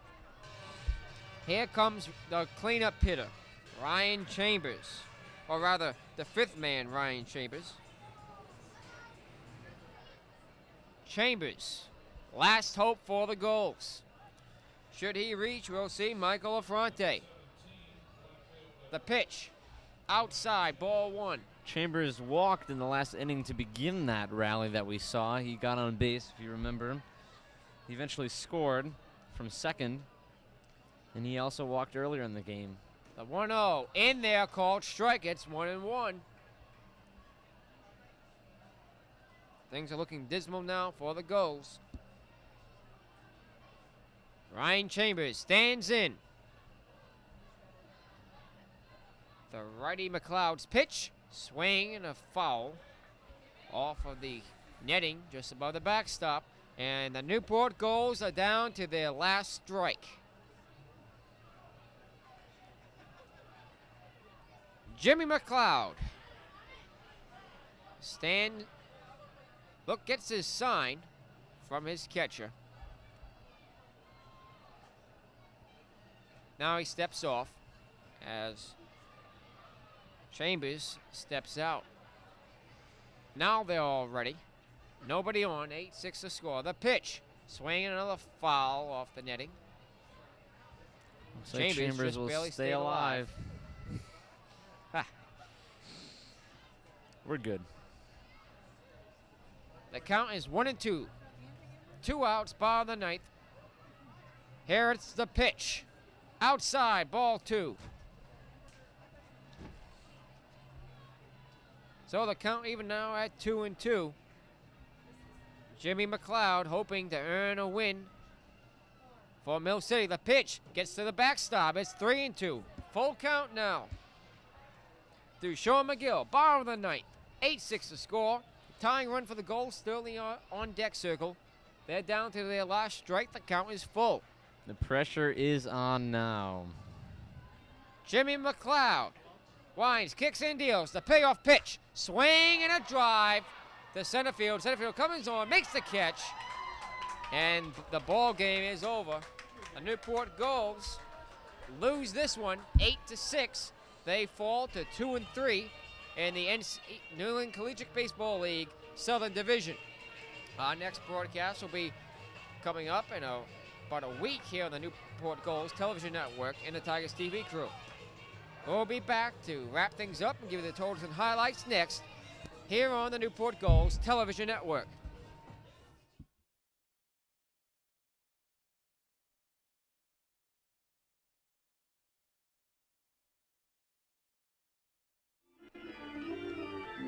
Oh, welcome back here once again at Cardines Field with the totals for today's game. The Newport Gulls left eight men on base, and that's one of the keys to today's game. Their opponents, the Lowell Mill City All-Americans, left 9 on base, however. The Gulls had 10 hits versus the All-Americans' 18 hits. Also, Mill City pitchers, I should say, struck out 7 batters. Gulls pitchers struck out 6. The Newport Gulls did turn 2 double plays, however, they did lose the game tonight. 8-6 was the final score. In the 8th inning, the Newport Gulls tried to rally, however, they left the bases loaded after scoring 2 runs in the inning, all with 2 outs, by the way. They went 1-2-3 in the ninth to end the game. Starting pitcher for the Newport Gulls allowed 3 runs. Let's head over to Steve Iwanski, who has a few wrap-up words. Steve? Thank you, Nick, and we're here as Cardines Field is emptying out in the friendly confines of Cardines Field. The stands seem to have emptied onto the field, and the audience is wandering out into the streets of Newport. Tough loss for the Newport Gulls. It looked like they were trying to put it back together in the 8th inning. Unfortunately, it didn't all come together for them, and they extend their record now to 2 wins, 3 losses, their first loss at home, and they will be playing again Monday at night, 6:30, I believe, here at Cardines Field. Thank you for watching, and now here's Nick Lima once again. Good night, folks. Oh, thank you again, Steve, and we'll have a closing word next here on the Tigers Baseball. Oh, I said Tigers Baseball Network. Well, folks, we've been on the Tigers Baseball Network for the last 2 years, and we're very happy to have the Newport Gulls Television Network here for the first inaugural broadcast tonight. So we will have a closing word on the Newport Gulls Television Network, NGTN, next.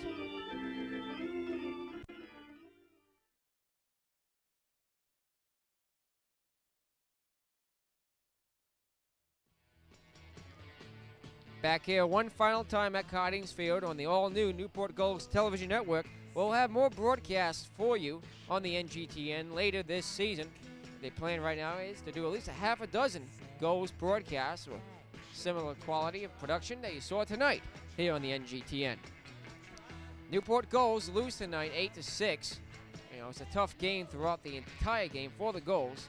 The closest they ever got to taking the lead was having the score tied in the 2nd and 3rd and 4th innings. I'd like to thank our entire crew that we have tonight. The executive producer of Gulls Baseball is Steve Rice. Our audio technician, Ryan Pratt. Our on-site engineer is Tom Lima. Our director, Andrew Raposa. Also, we'd like to thank the people from Stopover Services who helped us out tonight. Ron Haru, Nan Haru, Adam DeLugio, and Keller DeLugio, and Tom Butero. For Steve Iwanski, I'm Nick Lima. Our next broadcast will be coming up in about a week as we continue on the Newport Gulls television network.